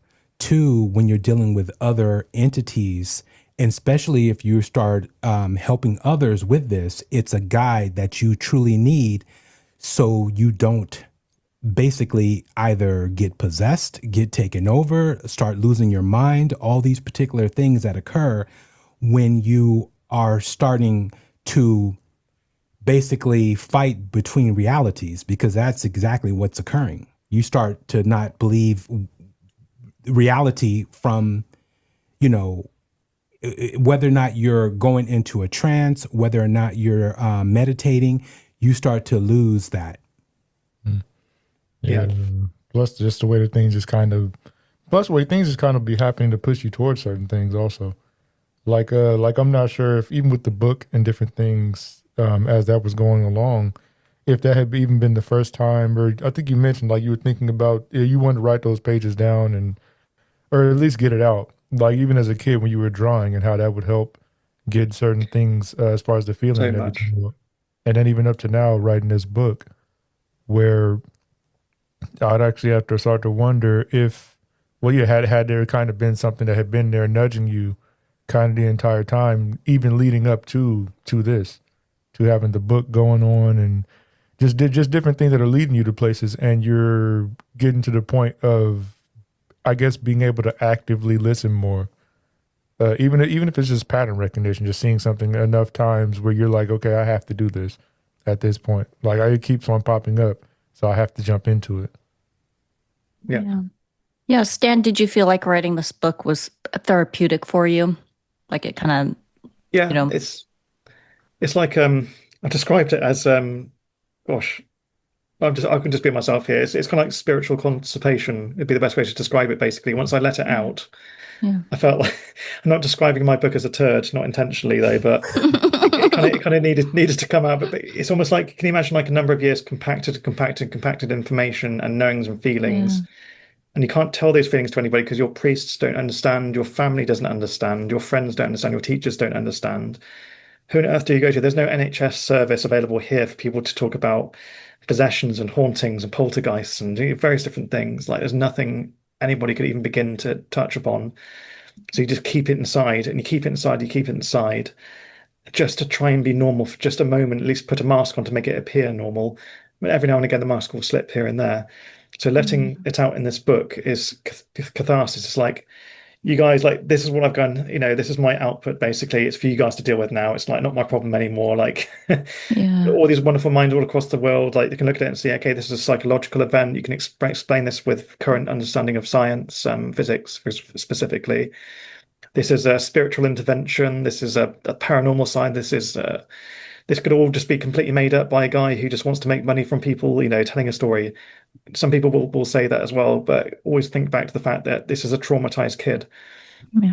A kid wouldn't come back from the other side to do that, because the whole point of me going with this Mm. publisher is, as I mentioned, I didn't think anybody would take it seriously, quite frankly, and I'm amazed that they did. Me going with the publisher, like, it means my story gets to go further. Yeah. And also, kind of continue with this, is there's a reason why I use my full name on the book, Kieran Stanislaw Mace. I know it's quite hard to remember though, and at least it makes me more unique. Is I take on my granddad's middle name from Poland. My friends call me Stan now anyway, rather than Kieran Mace anyway. It's just, yeah, a preference thing, I suppose, in some way or form. That's a long story, but I like to bring his name forward there because part of my book being released is part of letting out my granddad's story. It's not just simply letting my mother's story out in the world, my family's story to, pass on to the world, but my granddad. So my granddad like came from Poland back in the end of the Second World War, and he was a prisoner in the Holocaust. And I want to write a book on his story one day as well, if I'm kind of good enough to do that, basically. So I feel like in a way, like me writing the story is not just the trauma of me; it's the kind of what my granddad went through is too. I want to see that. I hate to say, from the concentration camps of Treblinka, his story has passed through time into the modern day, and now is outputting a positive. So in a way, I'm kind of doing it for my granddad too, because he was there starting this, through this vision of my friend starting this journey, and it's kind of sent me on this path. So I know there's a lot of complex things kind of all kind of, circling this planet, so to speak. But yeah, that's my story really. So like I say, it's not just a book, a random author just releasing a book to entertain people. It's meant to bring meaning and healing and love and kindness. And it's also for people who are skeptics about these kind of things, like, give it a read. And I want it to teach you to be a more understanding. You don't have to believe in these things. That's okay. You can debunk these things. That's all right. Be open enough to learn from people's story. And also, if you're a believer yourself and you speak to skeptics, be respectful of skeptics and listen to them too. Let's open the conversation and stop supporting these barriers within the paranormal itself. So like I said, it's more of like an invitation too as well. So it's like, yeah, like I say, it's honoring the memory of my family, the trauma of that me and my mum suffered through this experience, but also to give hope, really, hope and education, as people maybe could start their own journey into the paranormal and be open to the strange and the unknown. overcome the strange darkness, as your radio Yes. show is You are not going titled. crazy. Yeah, 'Cause and that's that's it. Yeah, real. exactly. That's the Yeah, thing. I mean, I'm a bit silly sometimes. I say silly things as I'm learning, but at the end of the day, I know at this point now I'm not crazy. I've seen these things. But coming from a base of knowledge, like I said, I grew up in Oxford, so I grew up, knowing Oxford University, and it's a place of academia and knowledge. Like Lord of the Rings and The Hobbit was written here by Tolkien. Alice in Wonderland was written here by Lewis Carroll. So many different interesting stories have come from here that are works of fiction. So many different books are written here that are works of knowledge and knowing within our current parameters. But there's a dark underbelly to Oxford that people don't understand. Like amongst all the beauty of the Dreaming Spires is there is an energy in this place that I can't fully explain. And I do feel like this is one of those many stories that have maybe are being released into the world, I suppose. I do hope it might inspire other people who have experienced very strange things in Oxford. For example, if you guys have Uncanny in the US, I recommend that you guys watch it Uncanny from the BBC. There's one episode called The Oxford Exorcism, which coincidentally takes place at the other end of the Devil's Backbone, a very short distance away from where I had my very strange experience. Amy? So, like I said, there's something Wow. going on in Oxford. It's a case for the Ghostbusters, that's for sure. Go get her, Ray. Yeah, for sure. Well, Stan, this has been an incredible episode. Way to come back for our first show. Great, amazing, amazing. Please let our audience and YouTubers know where they can find your videos and your podcast and just all the information about you and your book. Yeah, of course. So what I'll do with you guys, I'll share a link. So if your viewers want to ask questions to me directly, I'm happy to answer them as honestly as I can. Anyone's welcome to believe, not believe. But yeah, in terms of like my book, Paranormality, Normalising the Paranormal, again, I'll share a link with you guys, but it's available on Amazon. You can actually order it from Target as well and Walmart, which amazes me, and I feel really proud that I made it that way. But yeah, basically if you just search Paranormality Kieran Mace, it'll come up on there. It has like a little duck on the cover, and there's a reason why there's a duck on the cover as well. But yeah, so that's available now. You get print and ebook versions. Also, I have a podcast called Paranormal Perspectives. Anyone's available to join it. It's free to watch for anybody. It always will be free, and it's just an opportunity for people out there tell their story, go through the learnings, teach other people, and be in a place of no judgment. You're here just to tell your story, be yourself. Teach me a bit of new things. Maybe I'll teach you some of my things that I've learned. We're all about growth and healing and all that la-di-da. But like I say, keep an eye out for the duck on my cover. It all links into where I come from, Oxford, because we always say when we meet each other in the morning is morning my duck. We always call each other my duck over here. Oh. So it's a little Easter egg to Oxford itself on the cover there for my original home. So yeah, hey, thank you guys so much for the opportunity, and it's such a pleasure to speak to you. No, thank you. Definitely. Oh, yeah. Amy, anything last? Yeah, just one last thing I wanted to say. Aside from your incredible story and experiences, and I believe every single word, I also wanted to point out you just seem like an inherently good person. Like the way Thank you. the way you talk about your mother and you didn't want to stress her out, showing your appreciation for single parents and, the shout out to your childhood pet, like that really like just drew me into the story even more. So I just want to say, like, you just seem like the type of person that just draws people in and, they want to get to know you and talk to you. So the only thing that is not normal is just how kind and positive you seem, which is very rare to find with a lot of people today. So I just want to say I really appreciate this interview and I'm enjoying your book. So Thank you so much. No, that means the world to me. Thank you so much. I can be a grumpy guy sometimes. There's no doubt that I do have bad days, but ultimately, again, going from my granddad's attitude, he came out of the camps and he saw some of the most awful things mankind have ever seen. He came back with a positive attitude. He had PTSD. He had a lot to go through, but he just kept going. And there's always a way to bounce out of the darkness and form your own light. Like I said, like my life will never be as bad compared to his. Yeah. But he always reminds me, like, there's always a way where, even in the most darkest areas where you meet the most darkest entities, light will overpower if you have it and you have the good intentions. So that's what I try to do. I just hope it helps other people, me being here. I'm sure it does. Absolutely. Bless you. All right, Kyler, anything for Stan on the way out? No, I mean, not too much. I think I pretty much have asked most of the questions I kind of felt popped out the most. I mean, I would say, I mean, it is good, like kind of like to piggyback on what Amy said, even just you going ahead and, you know, putting the word out there, you know, putting out a book, even for just the relation part of it, you know, because like you had mentioned earlier, a lot of people actually can and will benefit from even hearing something like that, because a lot of folks have gone through similar experiences, or they see certain things and they didn't want to talk about it, but it opens up a space for them to even be able to speak on it, you know, and yeah, it's dope. All right, that is it. We're out. Bye. Every newscaster and every newspaper across the nation has made headlines out of it, and this afternoon we are honored indeed to have here in our studio this man, Kenneth Arnold, who we believe may be able to give us a first-hand account and give you the same on what happened. I kept looking for their tails. They didn't have any tails. I thought, well, maybe something's wrong with my eyes. They seemed to flip and flash in the sun just like a mirror. I'd be glad to confirm it with my hands on a Bible, because I did see it, and whether it has anything to do with our army or our intelligence, or whether it has to do with some foreign country, I don't know. Come up like that, and then it tipped, and just, I mean, really went. It went fast. I've never seen anything go so fast in my life as that thing went. Yeah. Unlike fighters, they would almost stop in their forward velocity and change 90 degrees, sometimes in their flight path.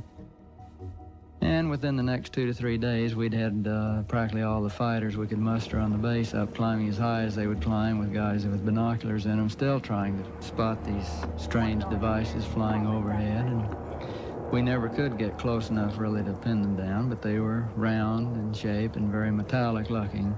And they would come over and do the same maneuvers that we make, except every once in a while one of them would go zip.